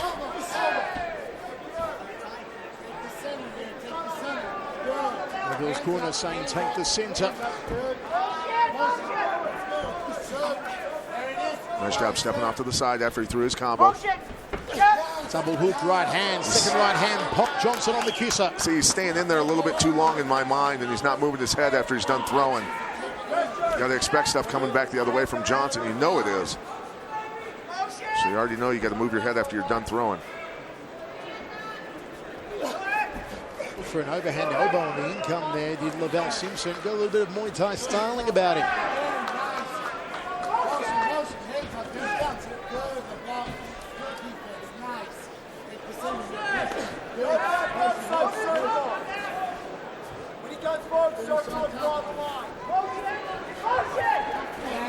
Good counter right hand there from Johnson.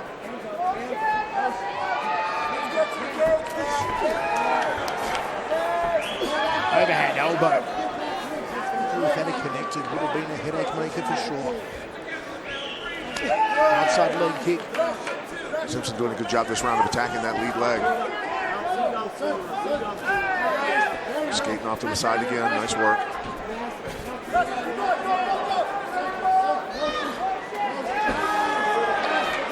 Lavelle breathing through his mouth here.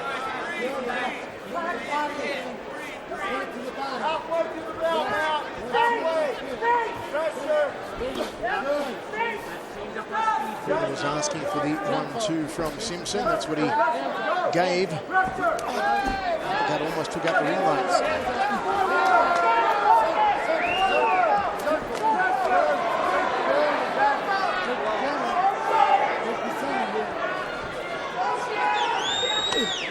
Nice kicks.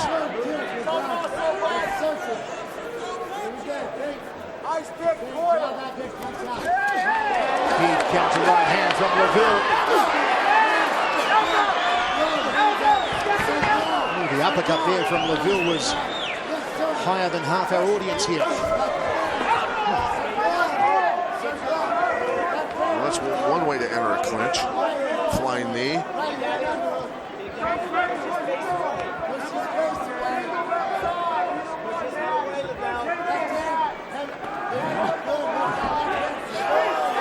Nice job turning off the cage. Lavelle Simpson.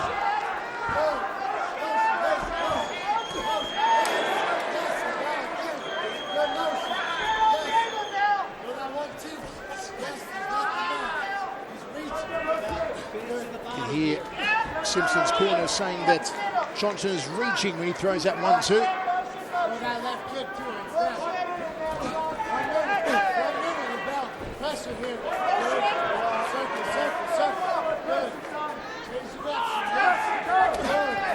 Wild leaping punch from Johnson. 1-2, 1-2, 1-2. Going straight. Johnson will get a Moment to recover here.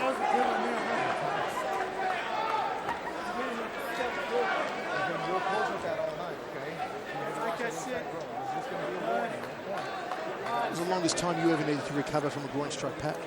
Never did. You never recovered, you never had a groin strike? Never. Well, I got hit in the groin, but I wore a good steel cup. No points. Just never really caused too many problems. Had all the protection you needed. I wanted to make sure that everything was inside the package. Ready? And of course they're going to show it to us again. Oh, my word. Shin to the dingling.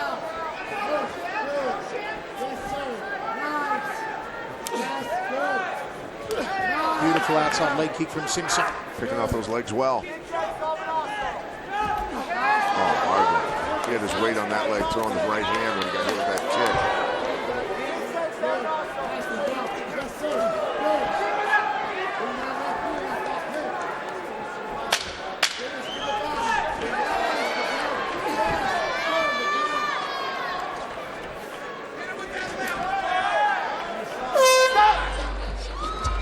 Down.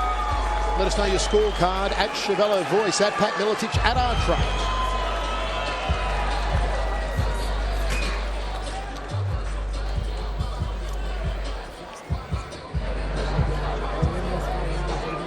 About we got to take this now, right?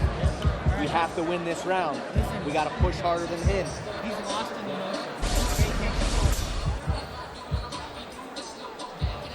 Lavelle Simpson coming forward here and getting hit. Although he did, during this round, move his head a lot better, counter a lot better. Again, Lavelle throwing that inside kick and throwing the right hand, but standing where he was. I mean, when he moves and peels off, he never gets countered. The few times that he didn't, got hit back. Sometimes when you're tired, you'd rather get punched in the face than actually move, Michael. That's the truth. So you know what? I'm not getting knocked out. I'll take a shot right now and take a breather. Even round after two, says Pat, 19 points apiece. Tremendously entertaining. Hope you're enjoying it wherever you're watching. Live from the First Bank Center in Broomfield, Colorado. How we doing? Last round. Watch it going. Last round. Let's go. Right on that motion. Yes, sir.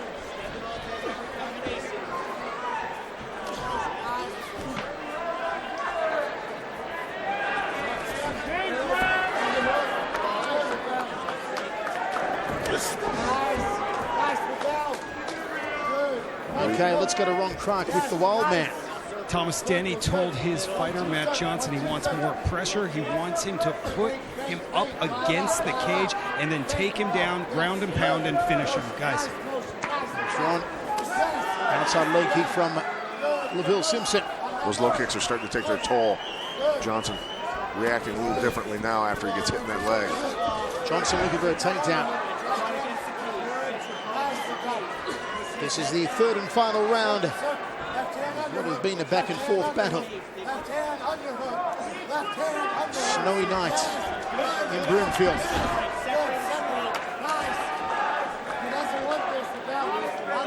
Shut up, Peter. You don't want it. Let's go. It looks about a sellout crowd inside here tonight. Very nice crowd. I love it. Turned out in droves for a stacked card. Adam Townsend, Marcus Edwards in our main event. Two men with 17 first-round finishes between them.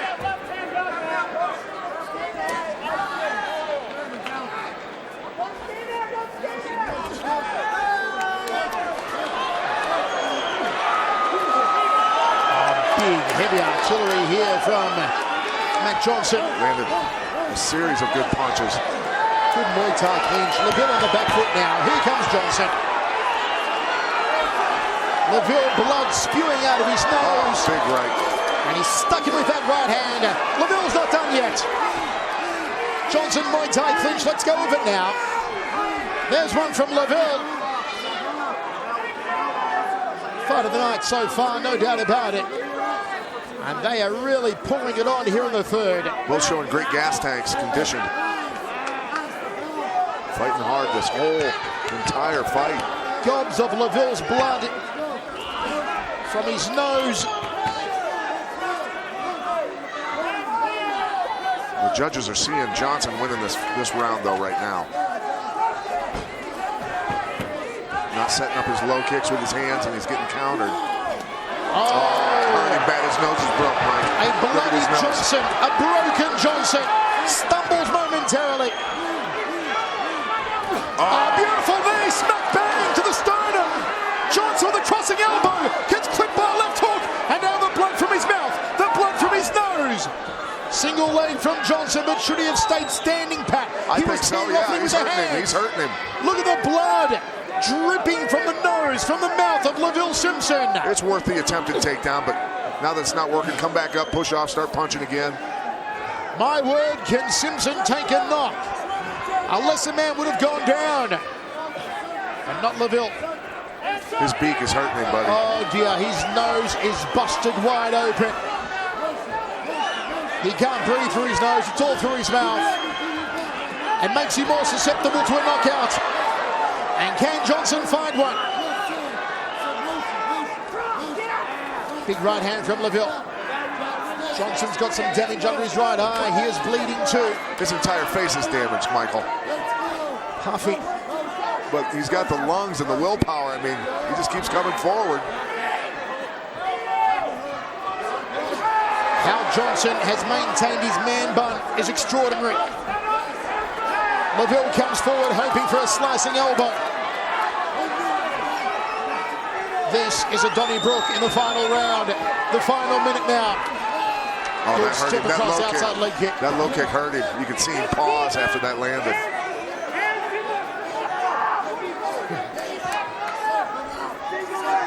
These two warriors have given their all. A lot of things going through your head when you're this tired in a fight.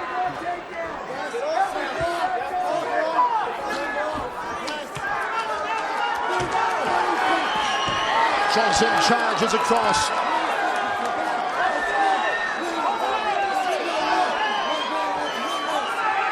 Breathing heavy, Johnson.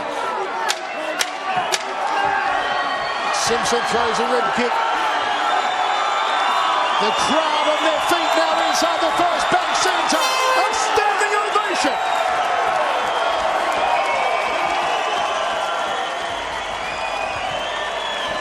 Fight of the night.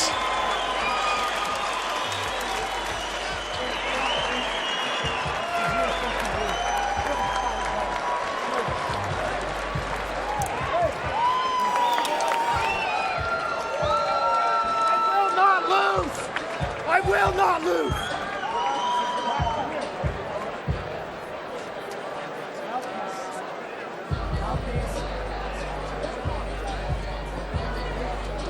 Simpson and Johnson both revved up the engines and tested their gas tanks in this round. I tell you what, Johnson coming forward, landing some really good strikes, keeping the pressure on, and several times during that round we saw Simpson jog back to the center, not wanting to stay there in close and stay in this battle. You can see him holding his nose. Definitely stung him.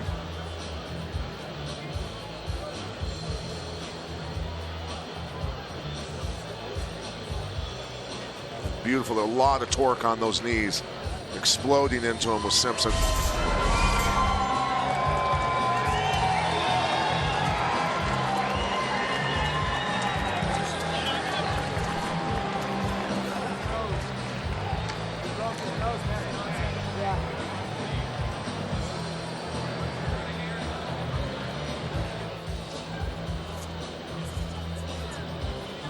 Let's have a look at Pat's scorecard here. Do you agree or disagree? Johnson, 29-28.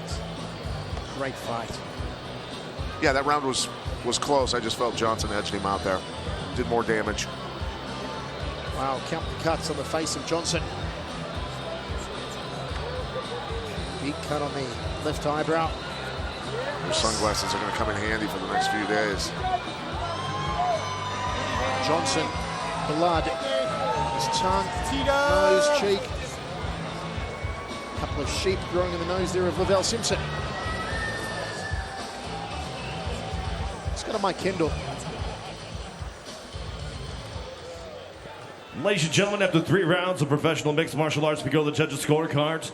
2 judges score the bout 29-28, and 1 judge scores the bout 30-27 for your winner by unanimous decision, Pretty Hair, Matt Johnson. Matt Johnson still undefeated, 4-0. Laville Simpson falls to 6-3. Folks, coming up next, it's the welterweights. Local talent Chris Hokum takes on the Australian Matthew Frinku. More action coming up next. You're watching Legacy Fighting Alliance number 5 from Broomfield, Colorado on Access TV Fight. Welcome back to Denver, Colorado. Welcome back to Legacy Fighting Alliance number 5. Okay, let's go to Ron Kruk, who's inside the octagon. He's with Ian Heinisch. Thank you, Michael. Yeah, Colorado fans were really anticipating the debut of this man, Ian Heinisch, 2-time Colorado State champion wrestler. Ian, I know this is tough. You wanted to fight tonight, but you suffered an injury late in your training camp. Give us the details. What happened? Yeah, so it was my last sparring session, and unfortunately popped my knee. Thought it wasn't that bad. Got an MRI, and the LCL was torn. So unfortunately, we couldn't do it tonight, but thanks to all my fans for coming out and your continued support.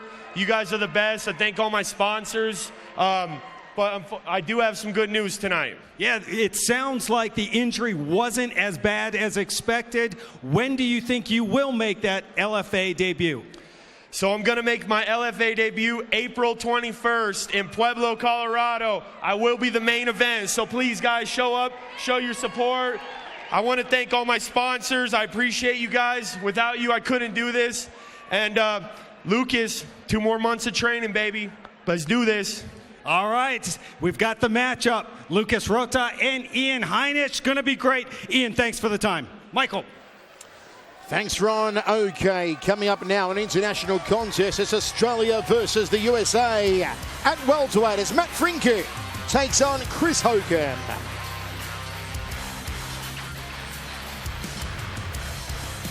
Ladies and gentlemen, please welcome, making his way to the blue corner, Matthew the Thunder from Down Under, Frinku.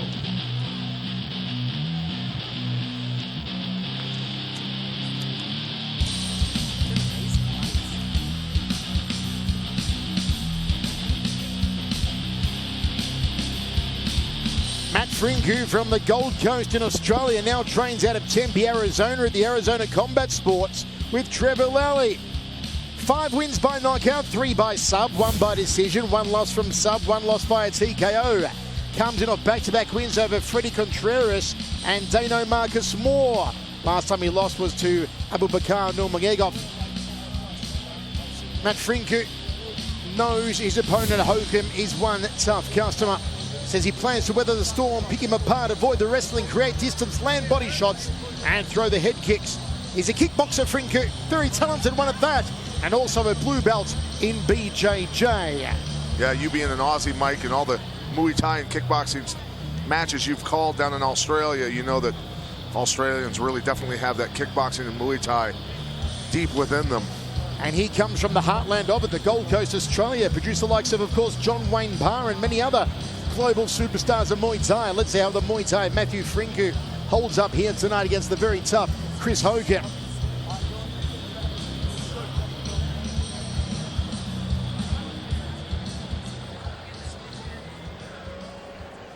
Please welcome his opponent, making his way to the LFA octagon, fighting out of the red corner, Chris Captain Awesome Hokum.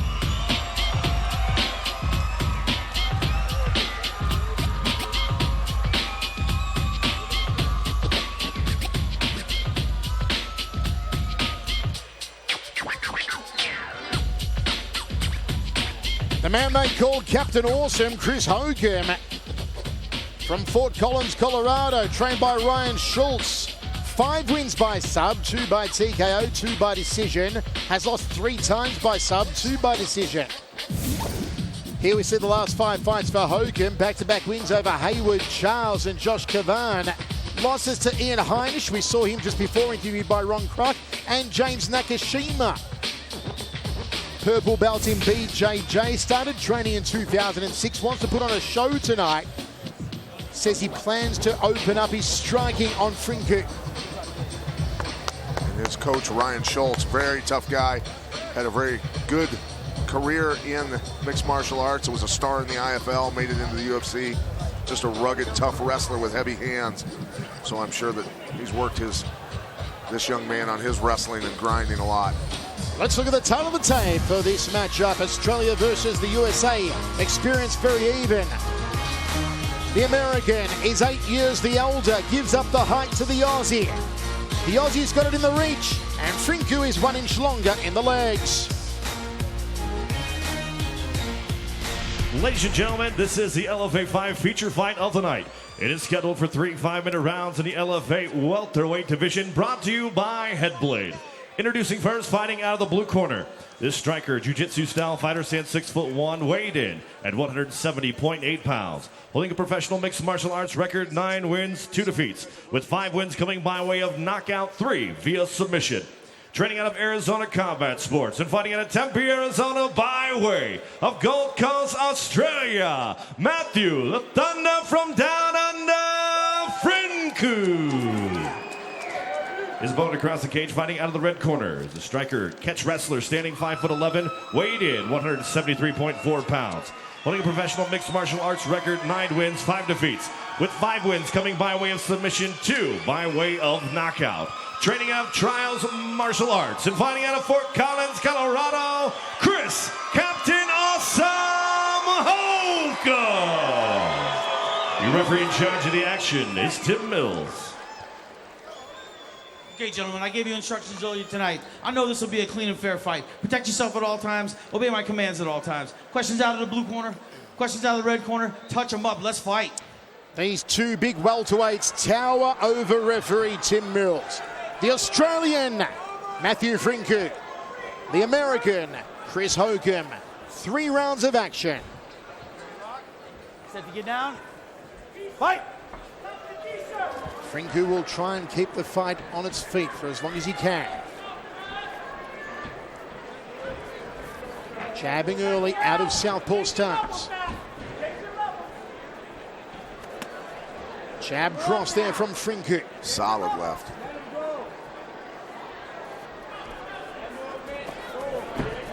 High Muay Thai clinch and knee from Hokum. Frinku was not letting him get any control in that position. Whoa. Whipping high kick from Frinku. Hokum got underneath it. Fortunately so for him. Yeah, definitely fortunate.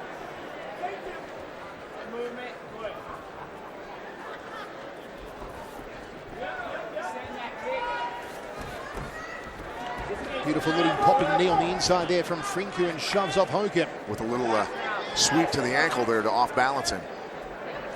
Slick techniques out of him so far. High kick from the Queenslander. Hokum looking for a takedown. Couldn't affect anything. Frinku back to center octagon. Frinku changes levels with him, met him, and shut him down. I like Frinku's style so far, man.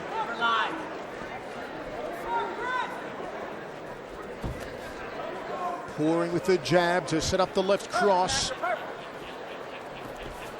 Fake there from Frinku. Fakes again. Corner telling Frinku let his hands go, and he does, and he catches him with another left cross. Good 1-2 kangaroo there from the Aussie. This kid can bang. When Frinko's circling to his right on that jab, Hokum needs to recognize that and throw that lead hook. Trying to time off the kick there and get a takedown to Hokum, but Frinku straight back onto his feet. I don't know how long it takes Frinku to time that shot and throw a knee instead of that kick.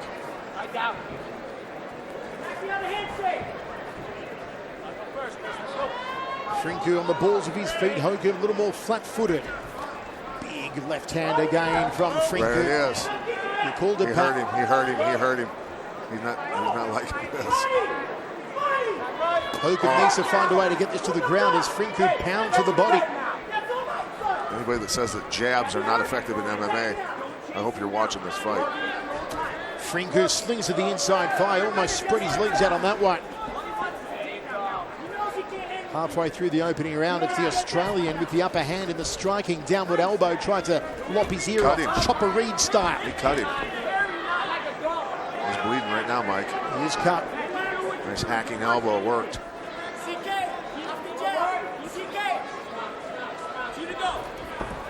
Oh, elbows again from Frinku. Hokum looking for a single leg takedown. Frinku out of trouble. Great job stepping out of that. Several times. Putting on a striking clinic here, the Aussie. Blood running down the inside of Hokum's nose on the right. Oh, body shot. Ripped it into the midsection.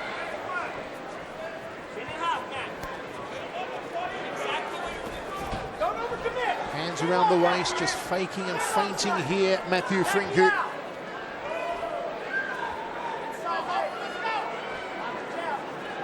I wonder if there's an injury on top of Frinku's lead foot pad. A big lump has developed on top of his right foot.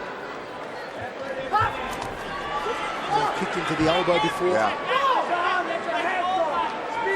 And that is painful. And a minute remaining in the first round now in Frinku's round.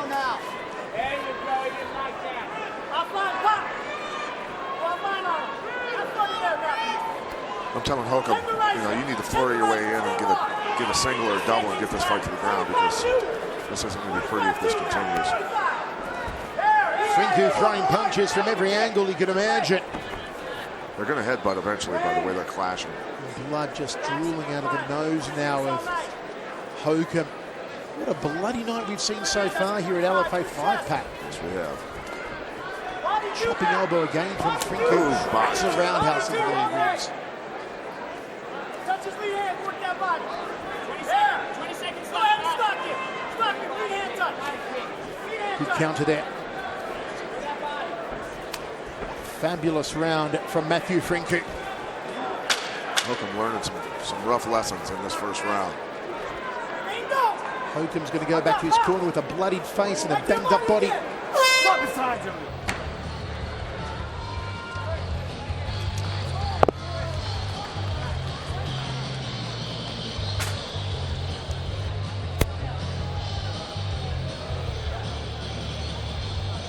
Let us know your scorecard, folks, on Twitter at Chevello Voice, at Pat Miletich, at Arkra. The Australian Matthew Frinku. A very impressive striking round. Frinku, I tell you what, refined Muay Thai skills. Certainly in the MMA world, you don't see great Muay Thai skills like this many times in mixed martial arts. There's that knee and then the finger poke. We're not sure which one did more damage, but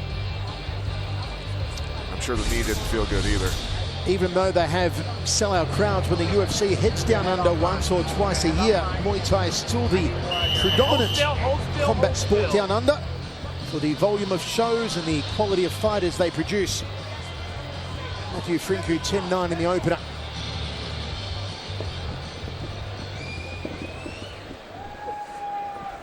There's a good look at the cut over the right eye of Chris Hokum.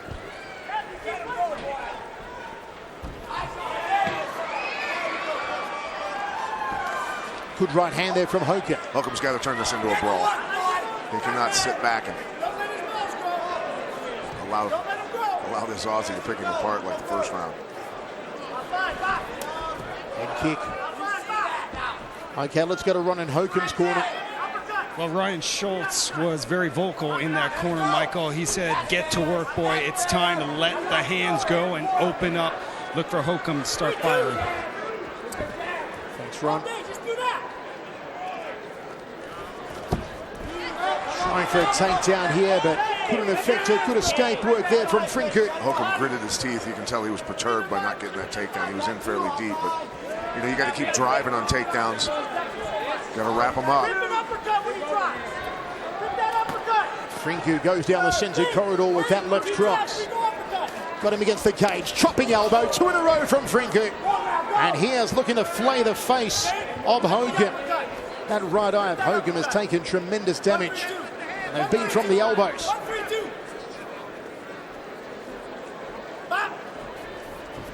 fake nicely off the backhand there from Frinku. The body shot.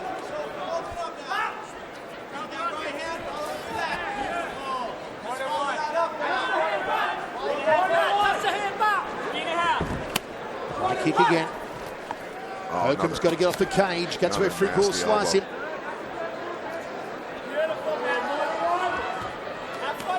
Beautiful two-punch combination, and Hokum does a quick count of his teeth. Yeah, that stung him.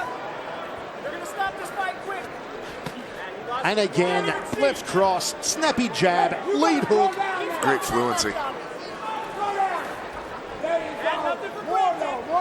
Another superb striking display from Matthew Frinku.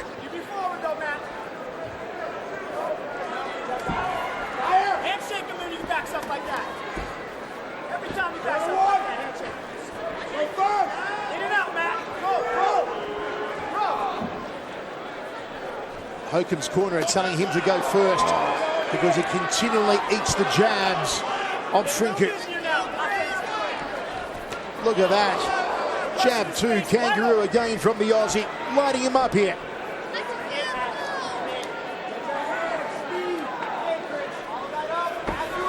Hokum's nose busted up, his eye is a mess. See Frinku using those feints and fakes. So important to use those.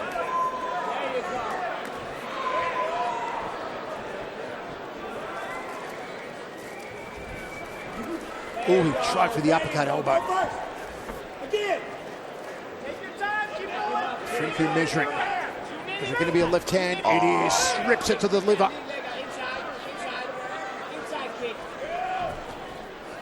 Again, just picking him apart systematically. Notice how quickly Franco's left hand gets back to his head after he throws it. Brings it right back quick just in case something's coming.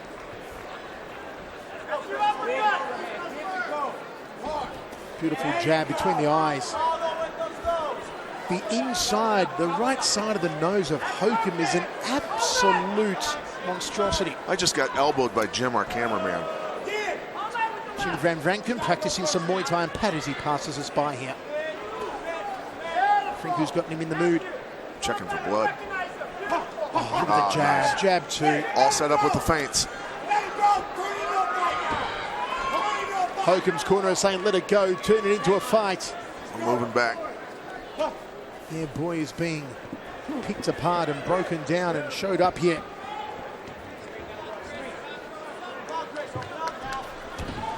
Look at the angle from Frinku.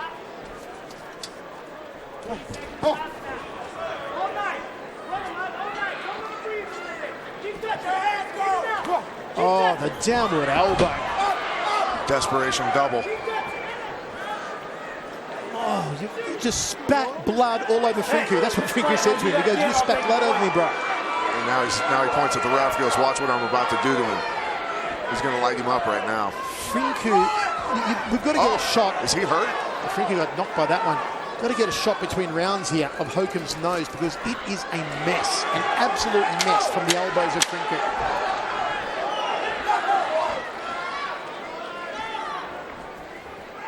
He's taken an absolute shellacking. Good right hand to win the round, but Frinku has torn him to ribbons.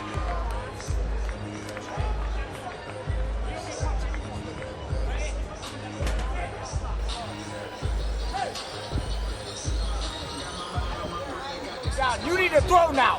Go for it. Just go for it. You understand what I'm saying to you? Look at me.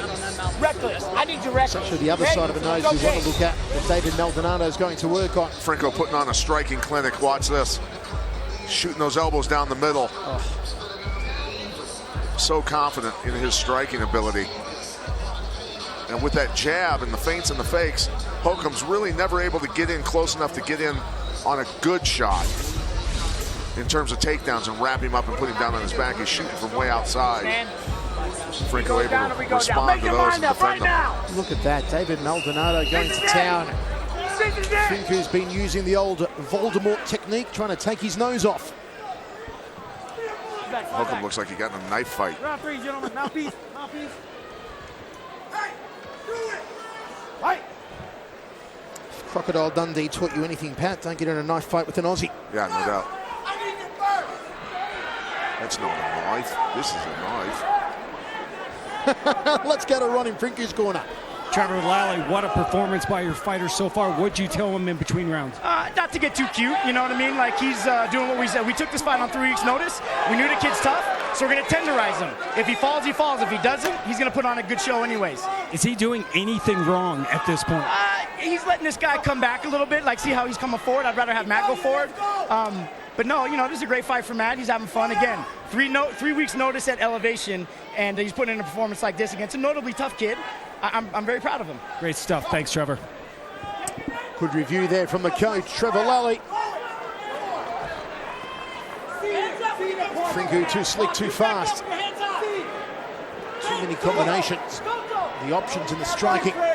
Rips that one into the body off the left. Another time where they almost clashed heads. Got to be careful of that.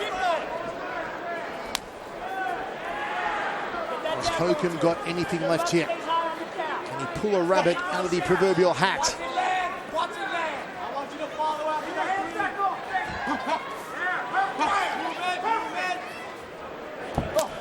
Beautiful rib kick. You know, for Hokum, when he lands a punch, he's just got to keep coming forward and punching.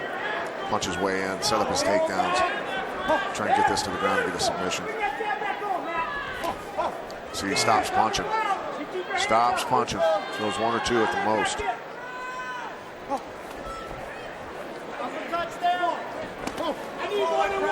Hokum blinking heavily from his right eye. The damaged, well, they're both damaged sides of his face, but the more damaged side of his face, that right side. Looks like someone poured acid over the face of Chris Hokum.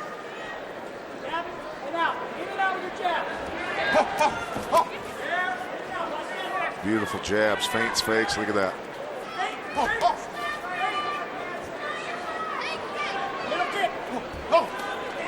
Getting him so out of position. Did you hear that? Did you hear that kick? You sound like Will Ferrell in Elf. Did you hear that?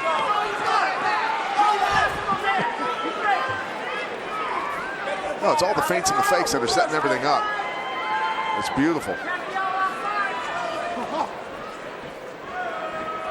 Hokum does not know what's real and what's not. That's a beautiful thing of this art of striking. He's astral traveling now. Frinku has just done a number on him. Absolutely shredded his face. Like it's been put through a wood chipper. Hokum swinging, hoping to land a Hail Mary shot.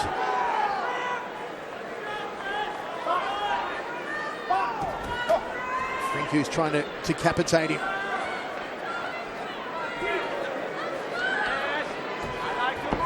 Blood leaking out of the nose. Still Frinku tries to cut his ear off with the elbow. Saw the blood on the canvas, not from this fight only, but we've had, I think, three bloody fights so far tonight.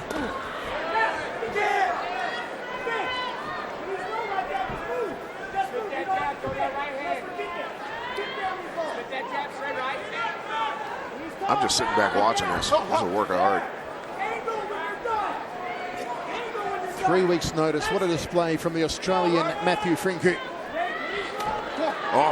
And he has the audacity this late in the fight to throw a spinning heel kick. 1 minute remaining. And that was quick. Hokum's showing he's not done yet. Hokum, why'd he back out is my question. Once you're inside with this guy, keep punching.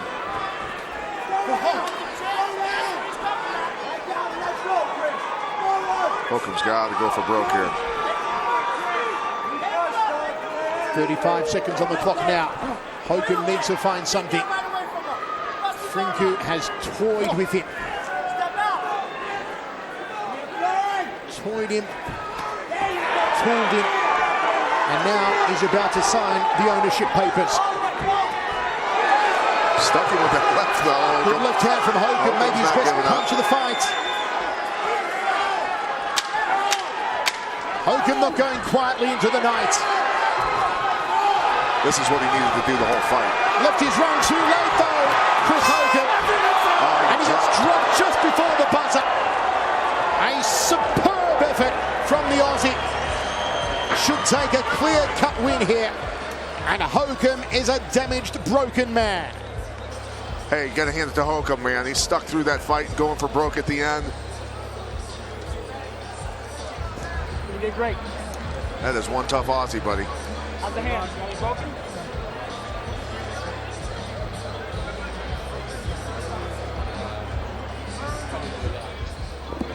Listen to this kick. Have a listen to this.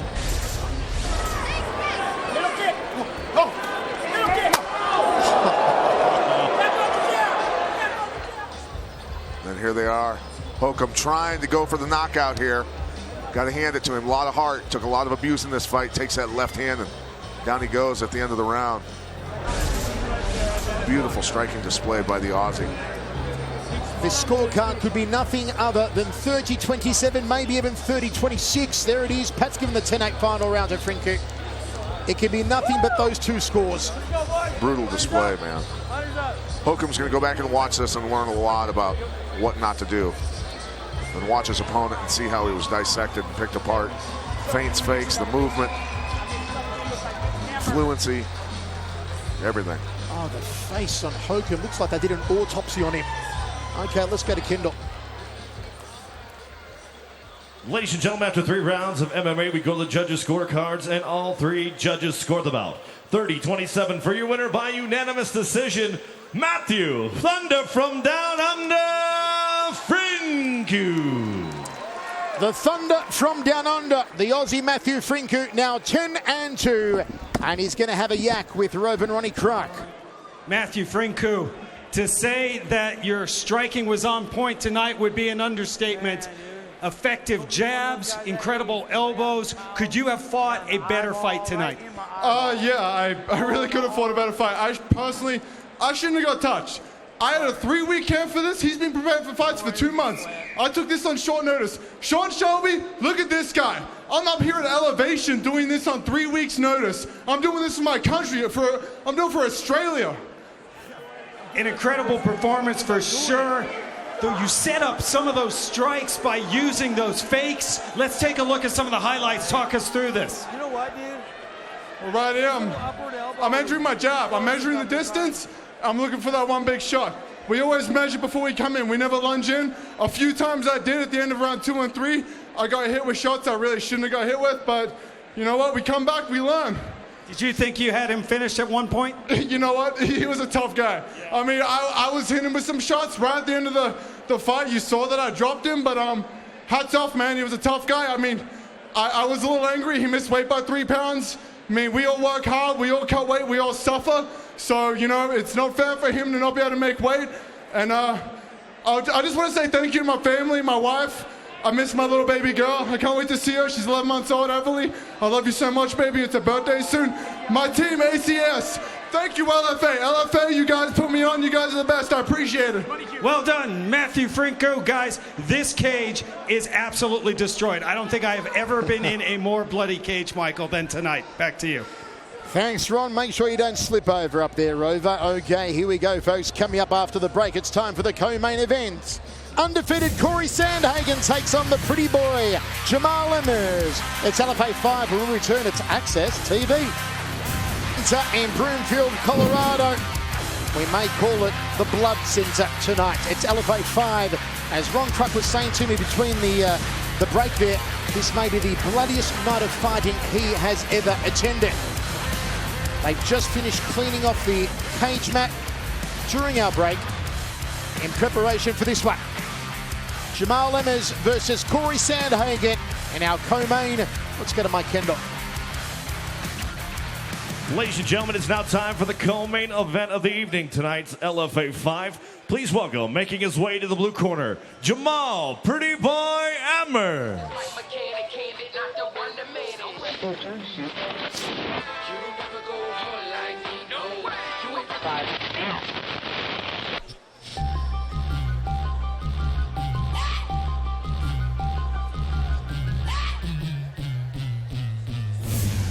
Jamal Emmers, a purple belt in BJJ, comes off a win over Rivaldo Jr. last time.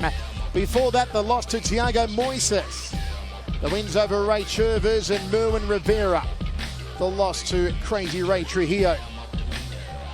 Emmers Had a 6-week camp in preparation for this one. Worked on his Muay Thai. Says Corey Sandhagen is no threat to him. Let's take a closer look here at pretty boy Jamal Emmers. Jamal Emmers, really good athlete, fluent striker. Can make some fundamental mistakes now and then and get himself caught. Against Thiago Moises, he did. But he put on a good show. It was a good scrap between the two.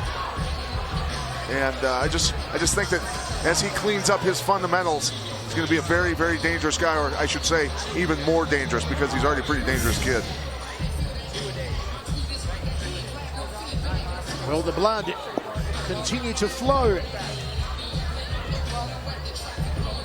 Jamal Emmers started training in 2010 after he was done with wrestling.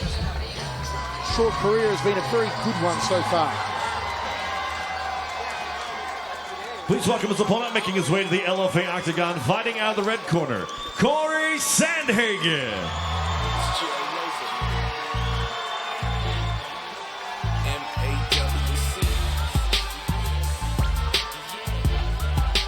Undefeated Corey Sandhagen looking to go 6-0 tonight. Trained out of Elevation Fight Team by Christian Allen and Elliot Marshall from Aurora, Colorado. Says the UFC will happen this year. Knows Jamal's a good wrestler, has to keep his distance. Predicts a 3rd round finish. Says the air will get to Jamal. He's going to tie. He'll start reaching, get sloppy, and he'll get exposed. There's the streak over Clay Weimer, Josh Huber, Dalton Goddard, Andrew Tennyson, and Bruce Sessman. Let's take a closer look here at the undefeated Corey Sandhagen. Sandhagen in 5 fights has been the distance, 3 of those. So we know he's got really good endurance. And I tell you what, he's a smooth little fighter. Great striking, and you know, he's creative on the ground and on his feet, which always makes it entertaining. Really got a lot of confidence in his entire game. A lot of times you can fool yourself. Even if you're not great, you can fool yourself into being great. Let's look at the title of the tape round co-main event. Sandhagen is undefeated. He is 3 years the younger, 1 inch the taller. Gives up 2 inches in the arms, gives up a whopping 4 inches in the legs.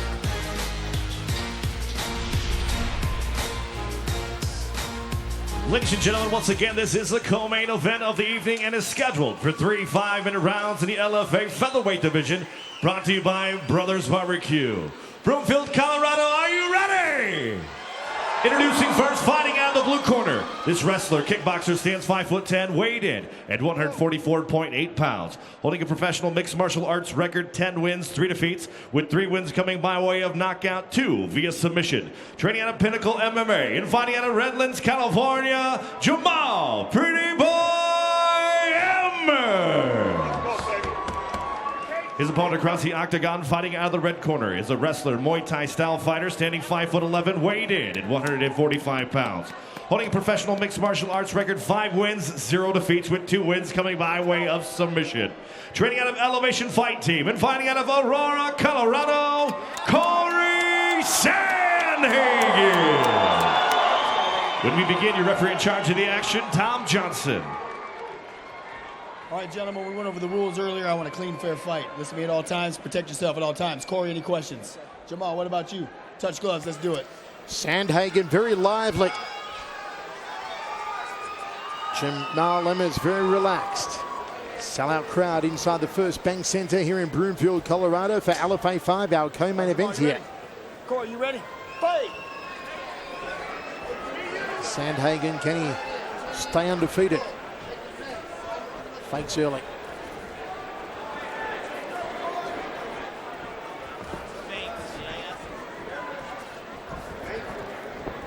Sandhagen will use a lot of angles.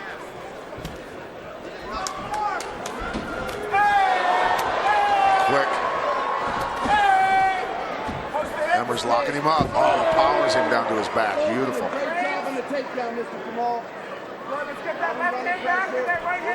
Emmers needs to get that right arm underneath the head.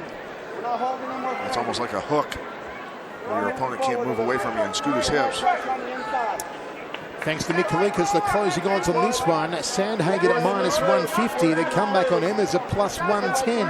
See Sandhagen keep going inside of that arm, blocking him from getting that arm under his head. He knows exactly what he wants to do.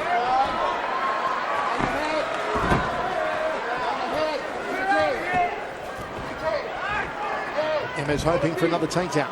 Walking around the body to try and stop this. Takes him for a ride. Watch Sandhagen when they hit, trying to move. He's through the crotch here. Yeah, dumped it, let go of it. Under their feet. Good job by Sandhagen getting right back up. Right knee to the head. Right knee to the Making head. Jamal burn some calories and some energy here. Getting these takedowns that aren't working out for him. Coming right back up to his feet.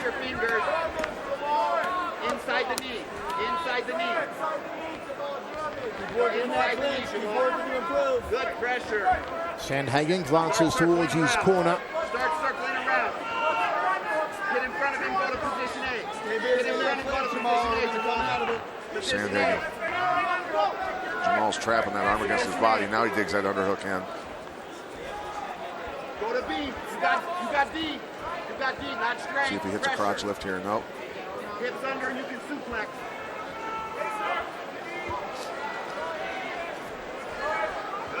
Can't hang out in a single for very long because that's the sort of thing that will happen. You'll start getting hit.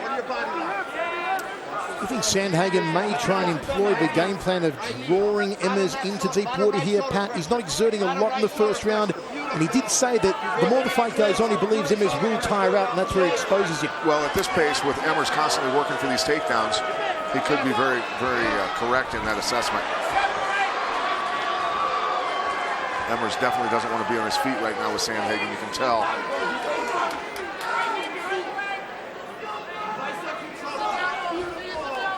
Overhand elbow from Jamal Emmers, the pretty boy. Blocked nicely by Sandhagen. Nice roundhouse kick.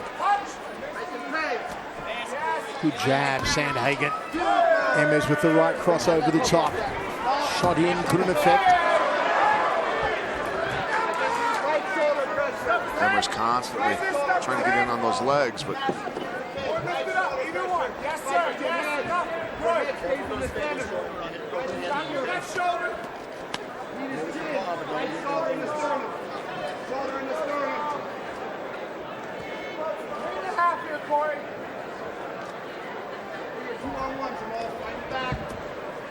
Emmers, as Pat said, does not want to be standing with Sandhagen. Hasn't been able to effect that takedown he so desperately wants. Glancing elbow, just missed the orbital. Good roundhouse kick to the upper left rib cage from the pretty boy.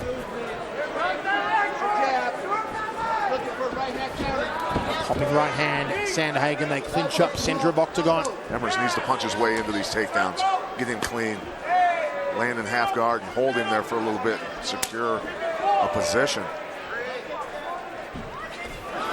Lunging punches from Corey Sandhagen, undefeated 5-0. Jamal Emmers 10-3. Nice level change.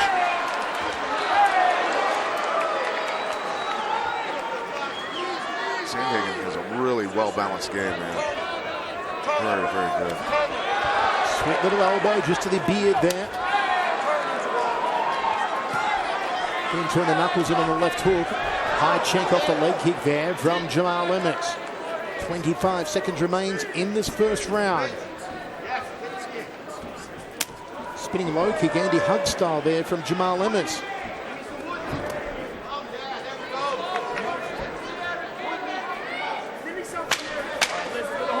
Nice angles. Ooh, nicely done. Elbow, uppercut.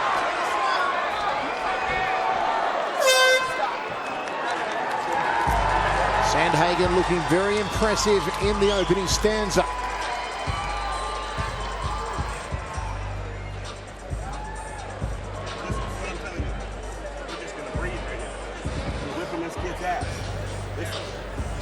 He's going to try and turn on the juice. Sandhagen comes out right away. Beautiful kicks. Goes high, then right away low. Boop. High on one side, low on the other. And then Emmers says, bring it on. Sandhagen goes to oblige him and walks right into a body lock and gets dumped here. Emmers needs to do more of that, get Sandhagen into exchanges so that he can get in deep like that and get clean takedowns. Sandhagen changing levels with him that time and hitting the trip. Then the knee to follow up. Always taking advantage of striking during transitions. Shows a high-level fighter with only 5 fights. Sandhagen really has a very well-rounded game. 10-9 on Pat's scorecard for Corey Sandhagen.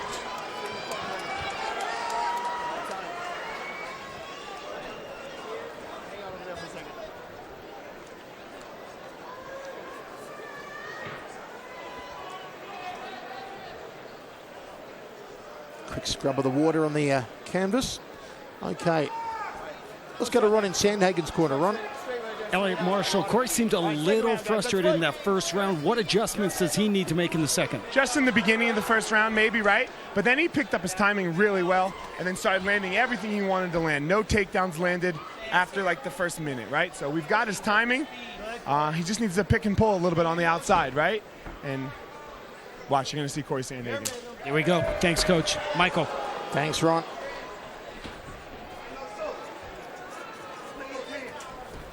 Sandhagen evades the jabs.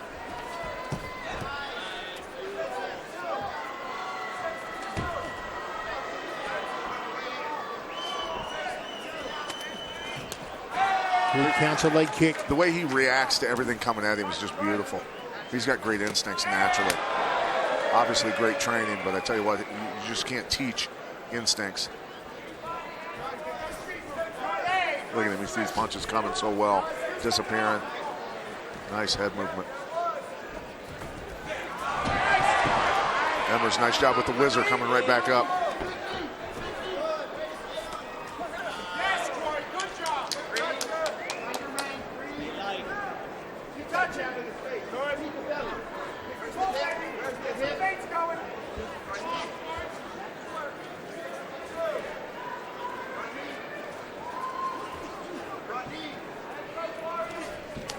Outside leg kick from Sandhagen. They can pay for missing.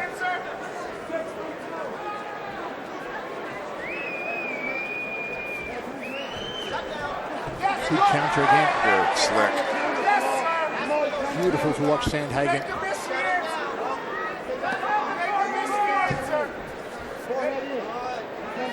He peels off the angle so well.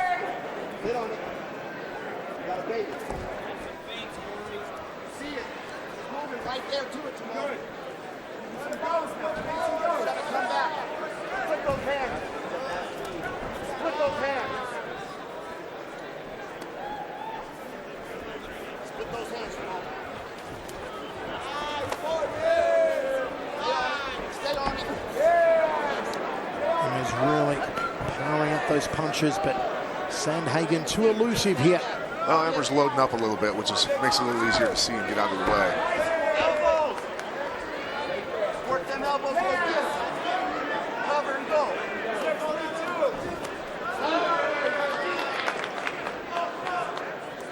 Outside leg.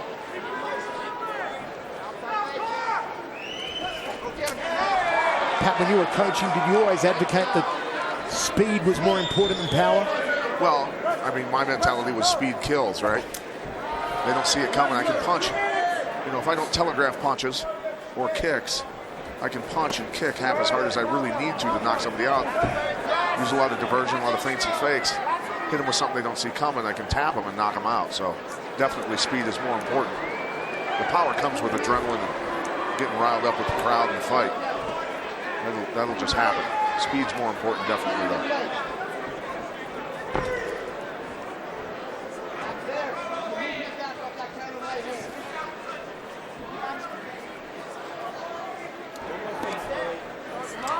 Not as explosive in the second round as we saw in glimpses in the first.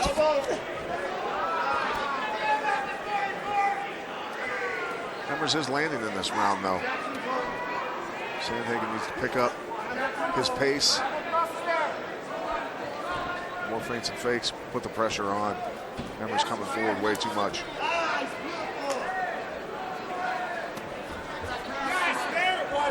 Nice job by Emmers getting out of the way of those. Seen plenty of fights go to decision here tonight. Our main event, though, you'd almost bet the house on that one not going the distance. Unlikely. Some jeers from the crowd here who want to see some more action between these two. Not sure what happened between the first round and this round, but Emmers definitely looking a lot better. Sandhagen not as active. There's a right hand. That was nice. I think Emmers, once he walks him back to the cage, needs to stay on him. Don't let him float around.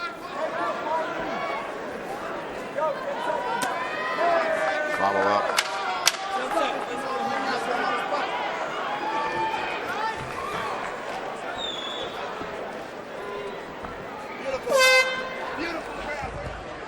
Not. Almost thankful that that round is over. One more to go here in our co-main event.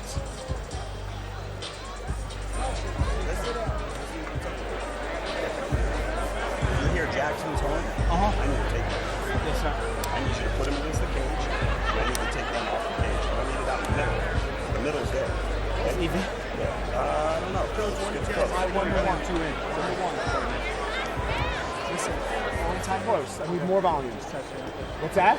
Just touch him. Yes. Doesn't have to be big shots, right? That jab's going to set everything up, right? Because you can jab your way in and then see what happens. Yes, use that as your feint in your feint, rather than his motion how you like to counter normally.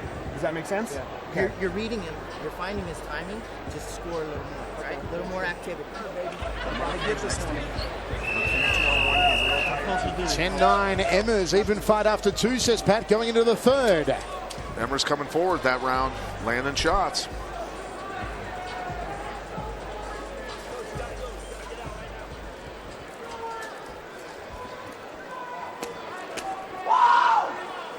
Emmers trying to win over the crowd and psych himself up here. Corner's telling him really what we were thinking, Michael. Emmers' corner saying, you know, punch him backwards, get him against the cage and get a takedown, put him on his back a little bit. Sandhagen's corner saying more volume, dude, just not active enough. Feints and fakes are coming back out. Sandhagen. Ronnie's in Emmers' corner. Yeah, Emmers' corner, that's exactly right. They want the same thing. They want more pressure. They said no more backing up. Bring the fight to him, Michael. That's right. Clinch up here. Ripping each other up off their legs, back and forth here. Emmers staying in his face.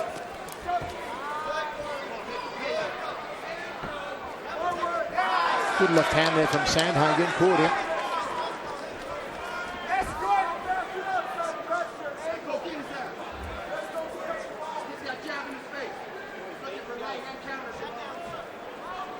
Yeah, now feints and fakes out of Emmers. Good.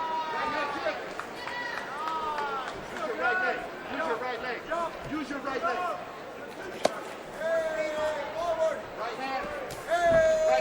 Turning back kick there.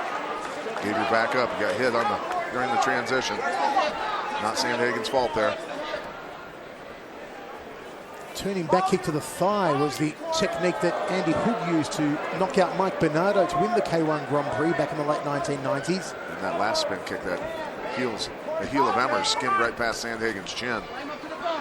Right there, Chris. Beautiful.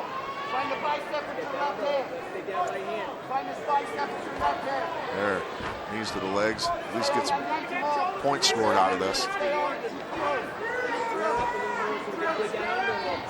Many people thought this would be the fight of the night, but hasn't translated to that. Good old-fashioned foot stomp there from Jamal Emmers.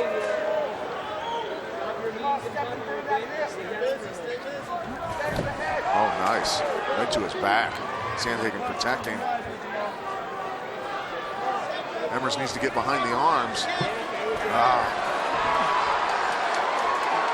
Uppercut from Sandhagen, gut munching knee from Emmers.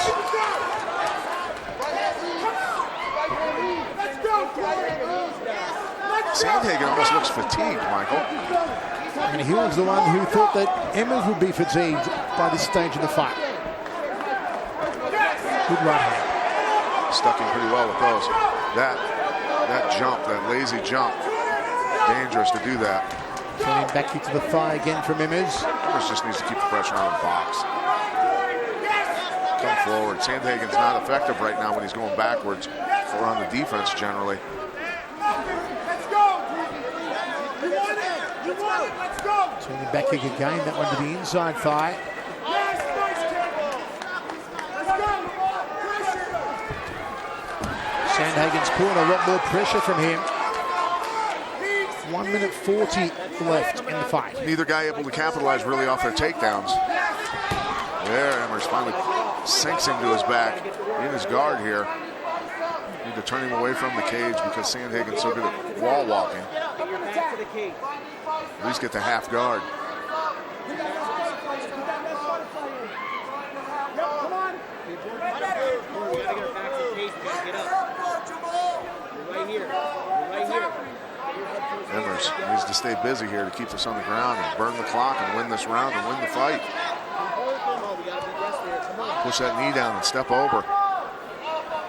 Yep, there we go. Elbows from the top position here from Jamal Emmers.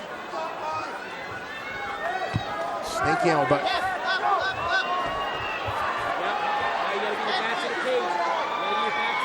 Haven't seen any blood in this fight so far.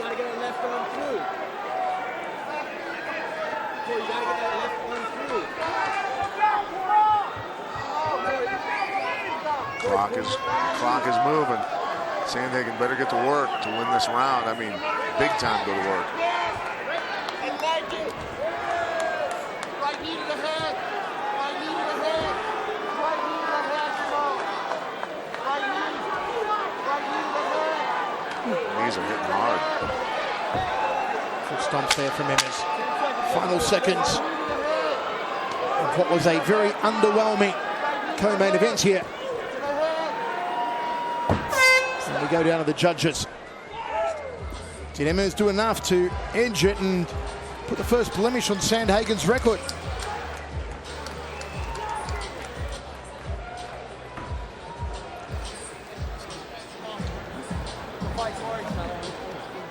Sandhagen faded in this fight in the second and third round.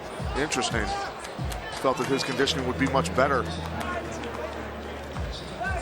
Didn't seem to be. Emmers coming on strong the second and third round in my mind. Pulling this fight out. And new fight, coach. Thank you very much. Climbing, baby. God damn it.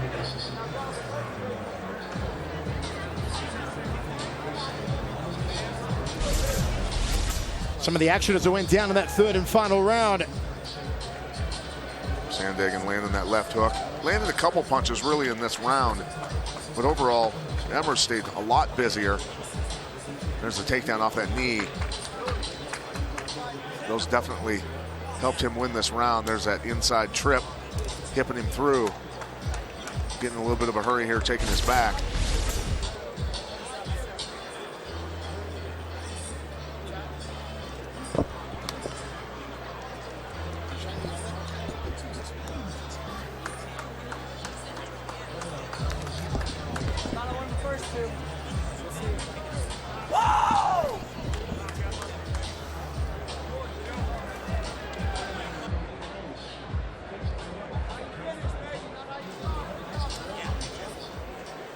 Ladies and gentlemen, after 3 rounds of professional mixed martial arts, we go to the judges' scorecards.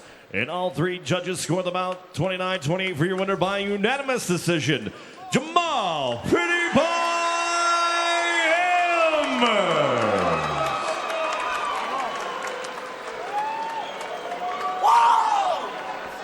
All right, Jamal Emmers. Big win for you tonight, knocking off an undefeated fighter with a lot of hype behind him. Why do you feel the judges awarded you this fight? I was more active. My heart carried me through this fight. I know this was all mental. Everything was against me in this fight. I'm fighting in his hometown. He's undefeated. I just had to come in here and show what I'm made of. Give us an idea of your strategy coming in and what the game plan was. My strategy was to get in his face, make it an ugly fight. I know they call me Pretty Boy, but I had to make it a dog fight this fight. You did exactly that. Listen, you came in, you knocked off the undefeated fighter. You know, the LFA featherweight division, it is stacked, man. Is there somebody that you would like to get next? When you look at some of the guys, you know, number 1 comes in, Raoni Barcelos. You have the LFA champion in Kevin Aguilar out there. Who would you like to fight next? All those are great fights, great fighters. It doesn't even matter. Whoever they want to give me, I'm down to fight anybody. I'm not running, I'm not ducking from anybody. I like it. Great performance by you tonight. Enjoy this victory. I'd just like to thank all my sponsors, CK, Toyota San Bernardino, Active Life Recovery, SureFit mouth guards, Ink Fiend, Oh yeah, and Dana White, I'm ready. And Dana White, you got to get him in there too. All right, Michael and Pat, back to you. All right, Ron, up next, main event time. Edwards takes on Townsend when we return. But first, a message from Primetime, Adam Townsend. I really appreciate the support that I get from you guys. You know, I really miss you. It's been hard being gone this long, but definitely going to get this win for y'all. I really appreciate the support that I get from every one of y'all.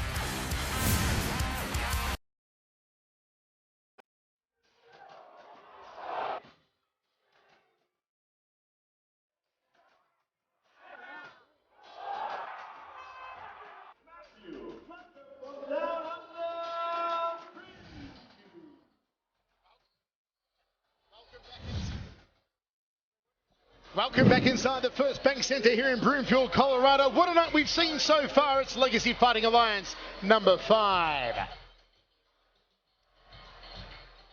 Michael Chiavello, Pat Miletich with you. Pat, it is time for our main events. If ever a main event promised a knockout, this one is the one that should deliver. As Adam Townsend takes on Marcus Edwards in a very tight lightweight division. Let's look at the prospects in this division according to the Access TV fight rankings. Thiago Moises number 1, the RFA champion. LFA's Marcus Edwards number 2. Nate Andrews, Adam Townsend is number 4. Christos Giagos is number 5. Very tough division here, Pat.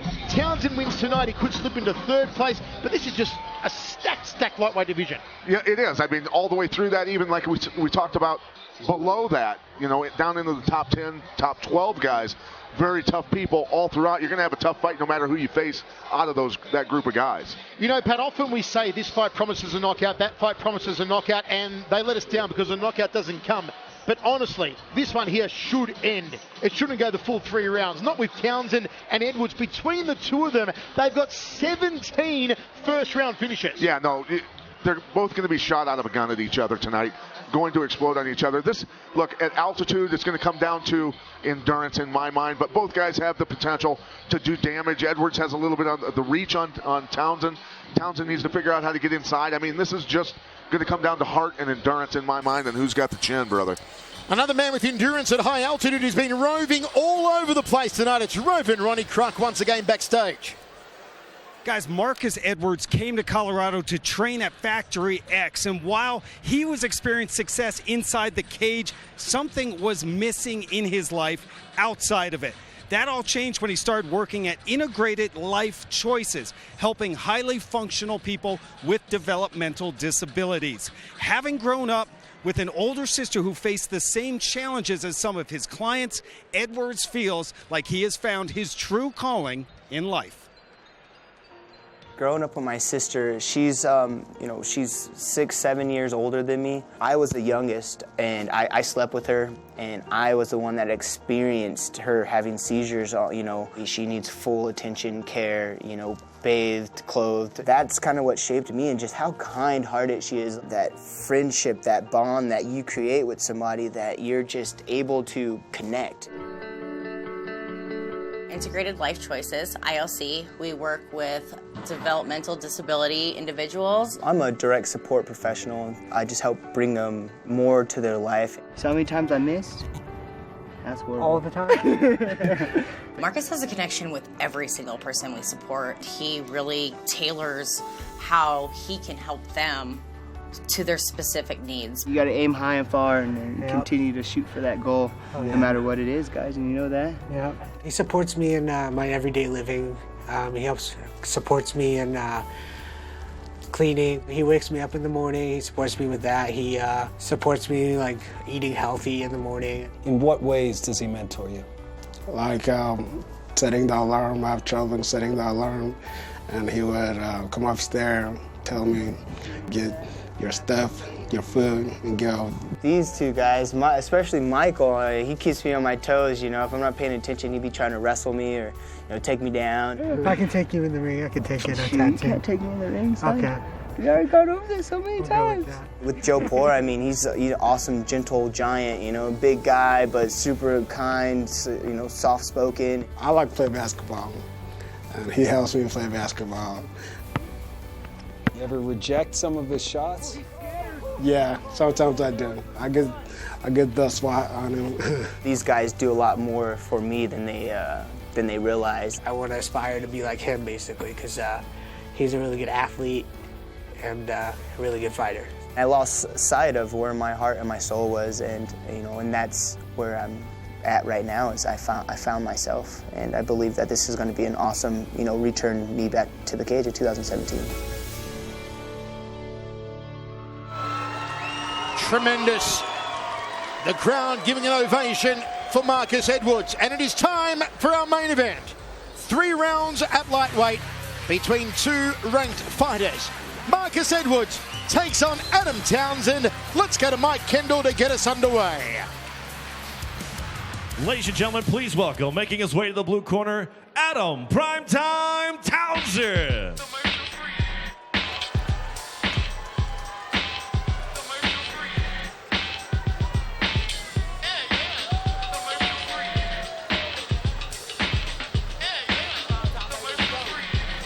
Primetime Adam Townsend, one of the big personalities here at LFA. 9 wins by submission, 3 by TKO, 4 by decision. 7 of them inside the first round. Comes in off back-to-back wins tonight over Junior Asuncao and Justin Hartley. 3-month camp for Primetime. Plan is to finish. He does not want to go to the scorecards. Says the guillotine or the straight right hand will put away Marcus Edwards. Let's take a closer look at Primetime. Well, because he doesn't have the long arms, he does a good job of moving his head, getting out of the way of attacks a lot of times, and able to counter, and he is explosive and fast. The college football running back standout is super explosive and dangerous, man. He packs a punch. He is like a package of dynamite coming at you. If you get hit by him, you're going to feel it. Has won 10 of his last 11, never been finished in his pro career. Fought at featherweight, lightweight and middleweight. And here he is in LFA, Adam Townsend. And now, please welcome his opponent, making his way to the LFA Octagon, fighting out of the red corner, Marcus Bad Intentions Edwards. Listen to that ovation. The man from Englewood, Colorado, Marcus Edwards. 6 wins by sub, 5 by TKO, 10 in the very first round. He's on a 2-fight win streak coming in tonight. He's gone 4-1 in his last 5. And here you see them. Billy Christensen and Laurent T. Nelson, the back-to-back wins. Last loss was back in July 2015 to Pat Healy. He's beaten Thiago Alves. He's beaten Adam Neum. That loss to Pat Healy. Pat Healy's got a massive amount of experience. He learned a great deal from that fight and has come on very strong. Gotten a lot smarter in his fights.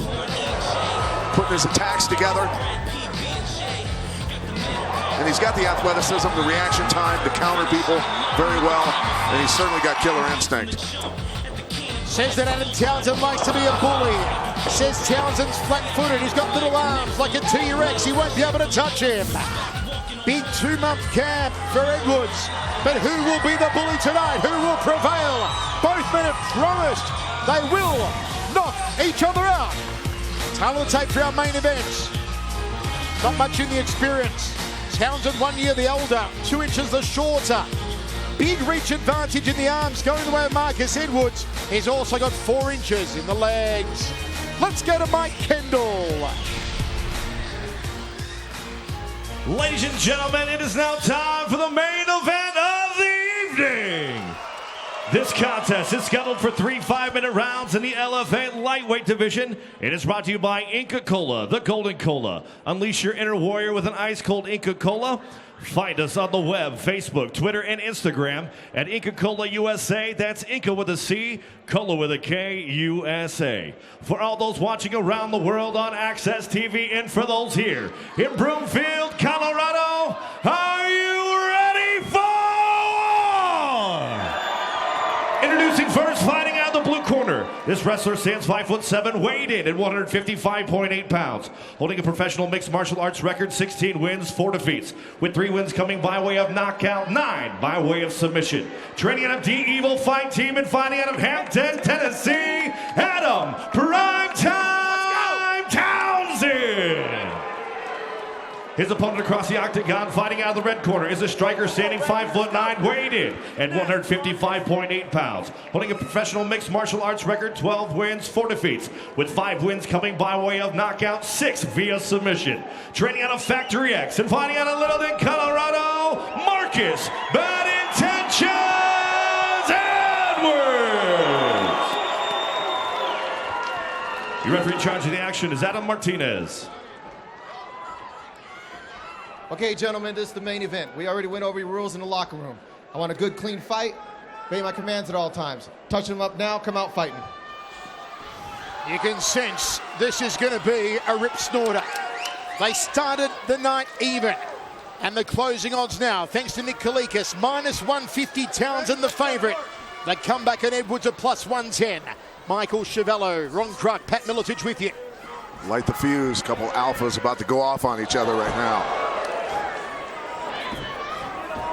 There will be no filling up process here. Already early hooks coming in from Edwards. Inside leg kick and a high kick from Bad Intentions. Nice creative strike. The big kibosh. Here comes Edwards. Marcus Edwards, house on fire. He did not see that kick at all. Crocodile tail up over his shoulder, whipped him. Got munching knee from Bad Intentions. Here's the killer instinct of Edwards. He's opened up like a house on fire. Edwards swinging the high knee. Townsend in trouble. He does not want to let Townsend off the hook. Townsend's been cut under his eye already. Body shots now from Edwards. Goes to the carcass. Townsend in a whole lot of butter. Edwards is relentless. He's ferocious. Beautiful knee again from Marcus Edwards. He wants a quick finish. Digs down to the liver, then to the kidney, then to the belly, then to the jaw. Townsend runs away. Wow. His face is busted open. Nice. Takedown from Townsend. Way to regroup. Way to regroup. Nice stuff. Edwards walking the leg up. Can Edwards finish him with a submission?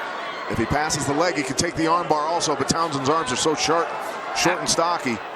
Elbows to the top of the head. Perfect timing to hack somebody up. Big cut under the left eye of Townsend. What a start from Edwards. What aggression, what tenacity.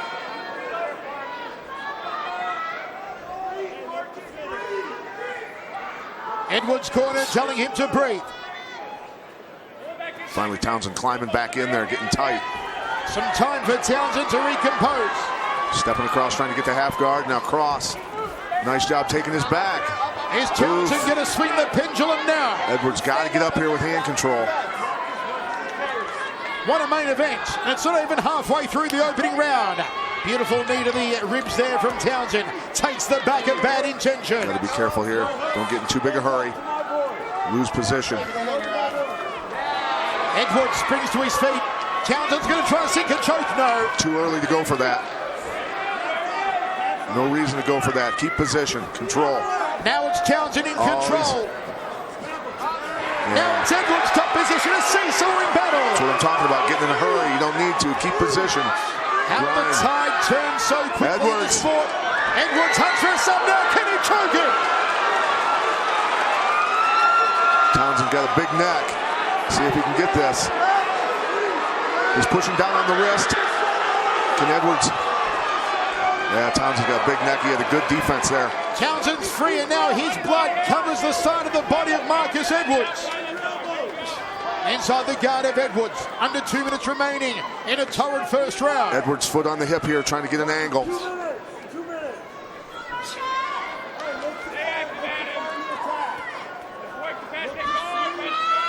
Close guard. Edwards off his back. Townsend's off position after he was rattled in the opening get-go. Townsend got to hurt him right now. Got to land some elbows. Cut him up a little bit. Townsend takes Edwards back. Edwards just needs to get up, man. Wants to put the hooks in here, Townsend. Townsend getting in too big of a hurry again. Losing position because of it. You do not want Edwards on top of you hitting ground and pound because he will unload. Chance now for Edwards. Back on his feet. Elbows to the ribcage. Townsend gets a takedown. Back inside Edwards' guard. Tell you what, surviving that early onslaught and coming back, getting these 2 takedowns. Just keep position. If I'm his coach, I'm saying keep position and start landing bombs here. Quit going for submissions right now.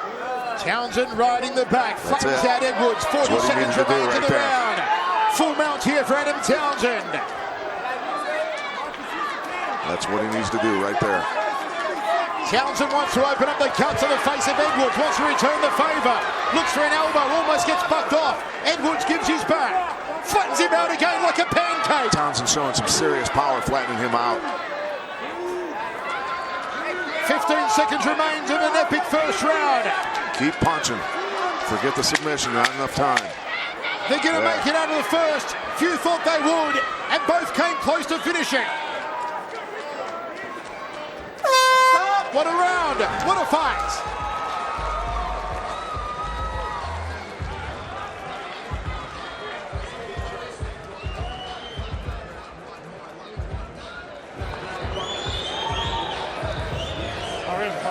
It's all right. Fuck it. It'll be all right. You want to peek at some point? The end swell under the eye of Townsend. We knew they were going to come out hard and fast. Beautiful, beautiful kicks here early on, and watch this crocodile tail up over the top. Townsend didn't even see it coming, and then beautiful follow-up by Marcus Edwards, completely unloading on him. Did not want to let him off the hook. Townsend doing a beautiful job of surviving because he got blasted with a lot of follow-up techniques here. And Townsend being smart here, going underneath the punch, getting the double and dumping Edwards. Got in too big a hurry though. Edwards able to get back to his feet. And Townsend finally able to get another takedown. Townsend in the second round, if he gets those takedowns, needs to slow down, control position, and just lay a beating down.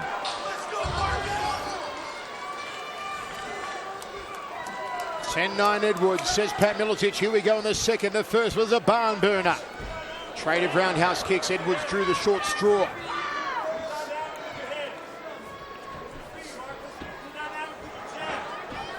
Townsend got to keep them hands up. Oh, just loading up too much. Big mistake by Edwards, loading up. Wasn't necessary. Wow. Let's go to Ron in Townsend's corner. Michael, there wasn't much going on in that round as the doctor was looking at Townsend most of the round, but when he did come out, his corner told him to get in close, stay in tight, and take Edwards down. Michael. So far, so good here for Townsend. According to his corner's plan, has the back of Edwards.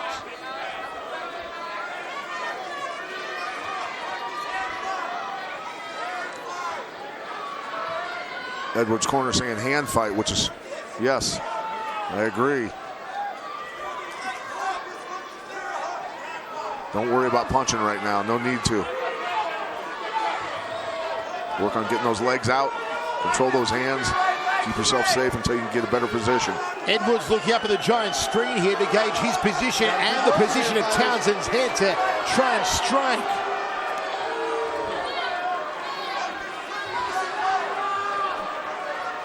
Is Edwards tiring out here, Pat? I don't know if he's tiring out, but he made a huge mistake with that big punch. Opened himself up. You know Townsend's going to go for a takedown. Why load up on anything?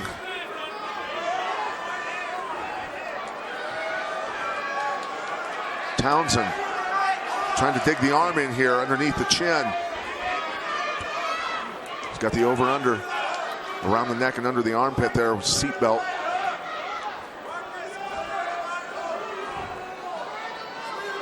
Marcus, his corner's telling him clear the right leg, which is exactly right. That way you can kick your hips over and turn. Not his, come on, he's working. Get the fingers out of the gloves.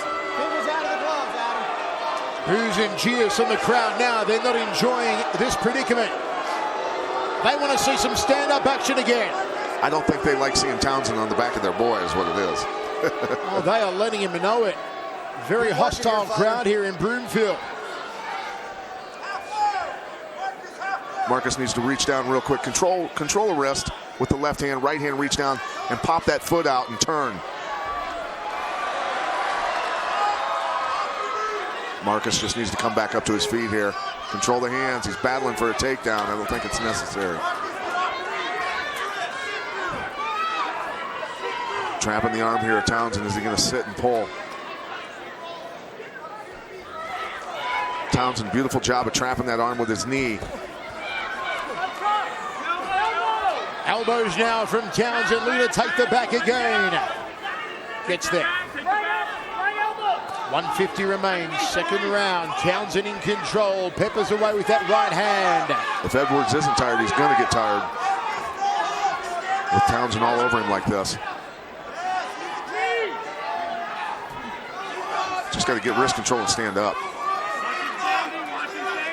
Edwards' corner are begging for him to get to his feet, to somehow find a way. Gonna bring that arm across to the opposite side of the head.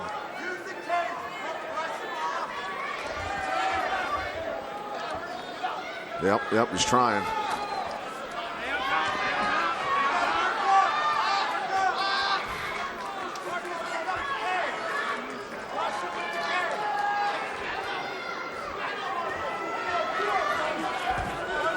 Rolling for a leg lock. That's a short, stocky leg to try a leg lock on. Fingers out of the cage. Fingers out of the cage, Adam. Have a lot better luck. Just get up.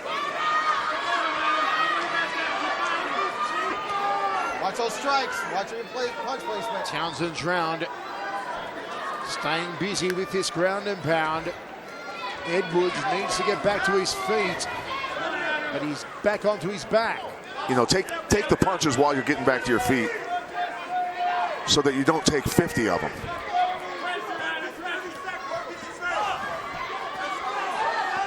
You can hear everybody in the crowd saying the same thing I am. Get up. Don't reach back for the head.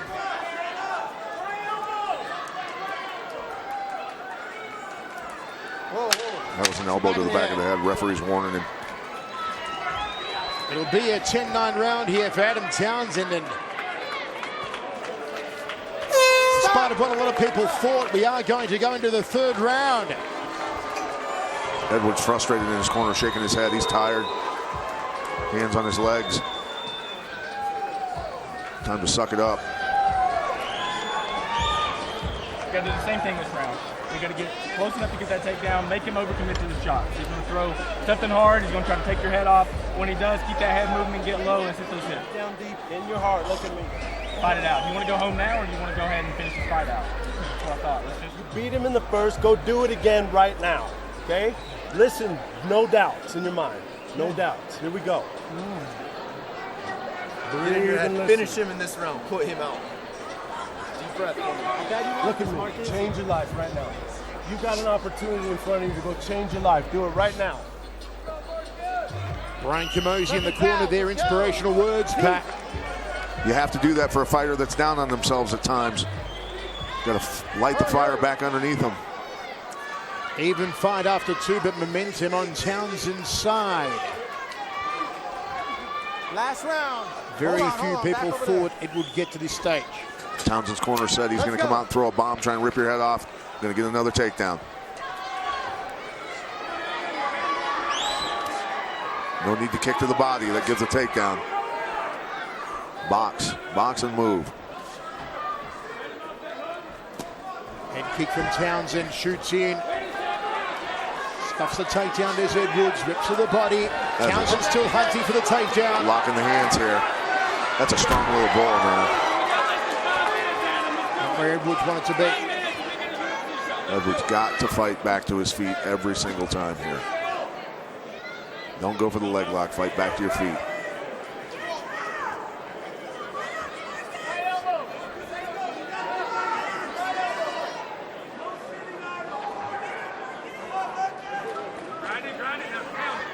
Elbows are coming from Townsend here. Such an impressive first round from Edwards. His corner told him you beat him in the first round. Get back to doing that again. Yeah. Townsend controlling position, got the underhook on the arm. Comfortably in half guard.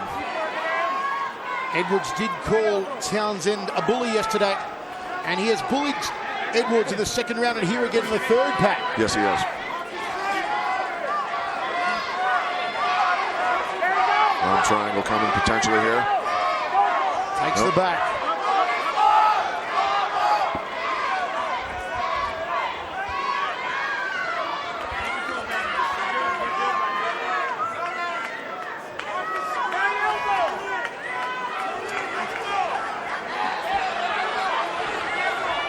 Half guard position, Townsend. 3 minutes 10 remains in the fight.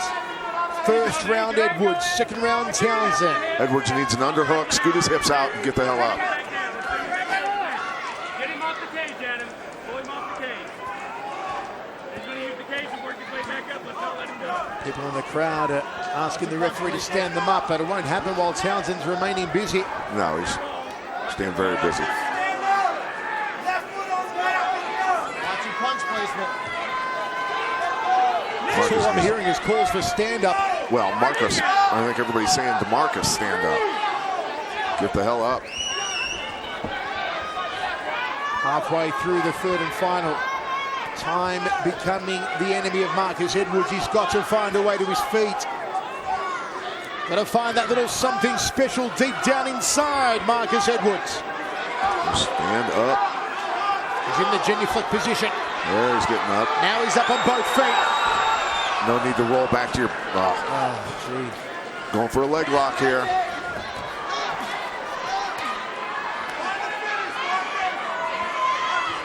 Back in control is Townsend.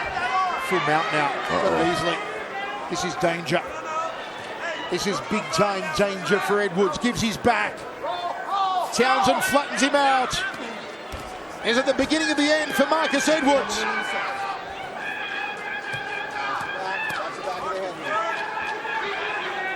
Got to hand it to Townsend after the start of this fight, and the abuse that he absorbed almost got finished. Can Townsend finish from the back of Edwards? Reins in those right hands. The punches are getting heavier and heavier all the time from Townsend.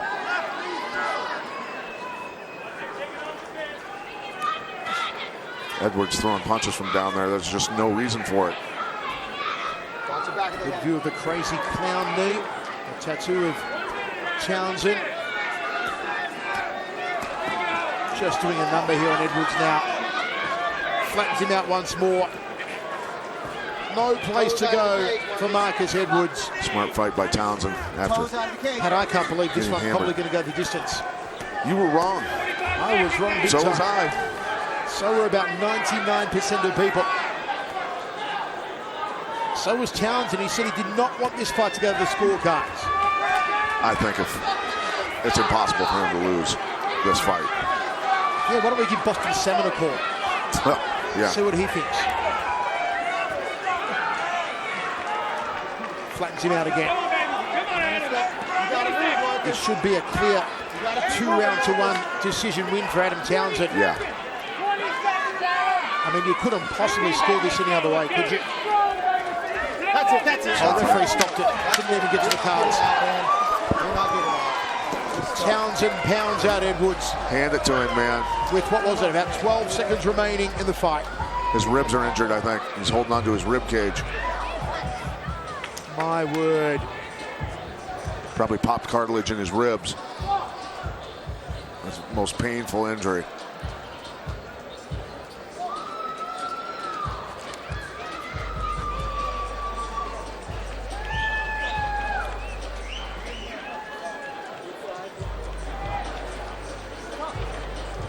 God damn it. Oh, fuck. I'm back. Yeah. Injured ribs. Oh, fuck. Feel like... That is painful.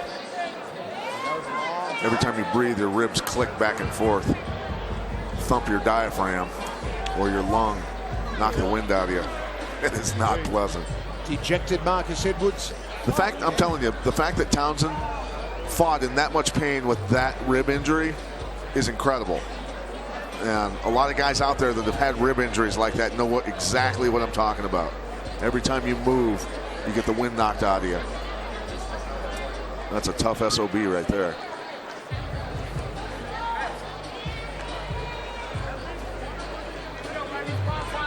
Hampton, Tennessee, baby.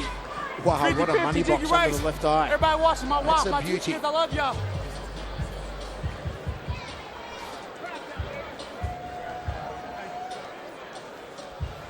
What a treat for the main event. Let's go to Mike Kendall, who's going to enter this one into the record books. Come on in, guys. Ladies and gentlemen, your referee, Adam Martinez, calls a stop to the fight in 4 minutes, 53 seconds into the last round for your winner by TKO, Adam Primetime Townsend. Adam. Sorry, brother. All right, Adam Townsend, you have never been finished in a fight, and somehow you keep that streak going. It looked like you were in trouble in that first round. Recap this fight for us. Man, my ribs are broke. It happened immediately. Yeah. Everything I could do just to hold him down. He put me in that guillotine, and it was out of place. Somehow I got it back in. In the first? In the very first of the fight. So, how were you able to fight through that and then dominate him? Your takedowns were the key, and then once you had him on the ground, you had him flattened out. Yeah, my jiu-jitsu, my wrestling's my best attributes. I feel like I could definitely strike with Marcus, but when that happened to my rib, there's nothing else I can do. No excuses. I fought as hard as I could fight. Got away with the TKO in the third. Didn't go to the decision like I promised, and I'm here.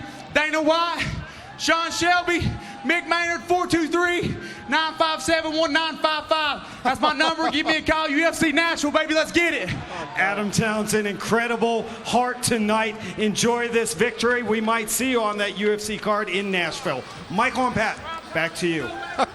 I don't know if I'd give my number out on worldwide TV. I know that. Oh, Adam Townsend, God bless you. Folks, we hope you've enjoyed the night here from Broomfield, Colorado, inside the First Bank Center. From myself, Michael Chavello, my verbal sparring partner, Pat Miletich, and Roman Ronnie Kruk. We'll see you next week for some Muay Thai action over on the East Coast.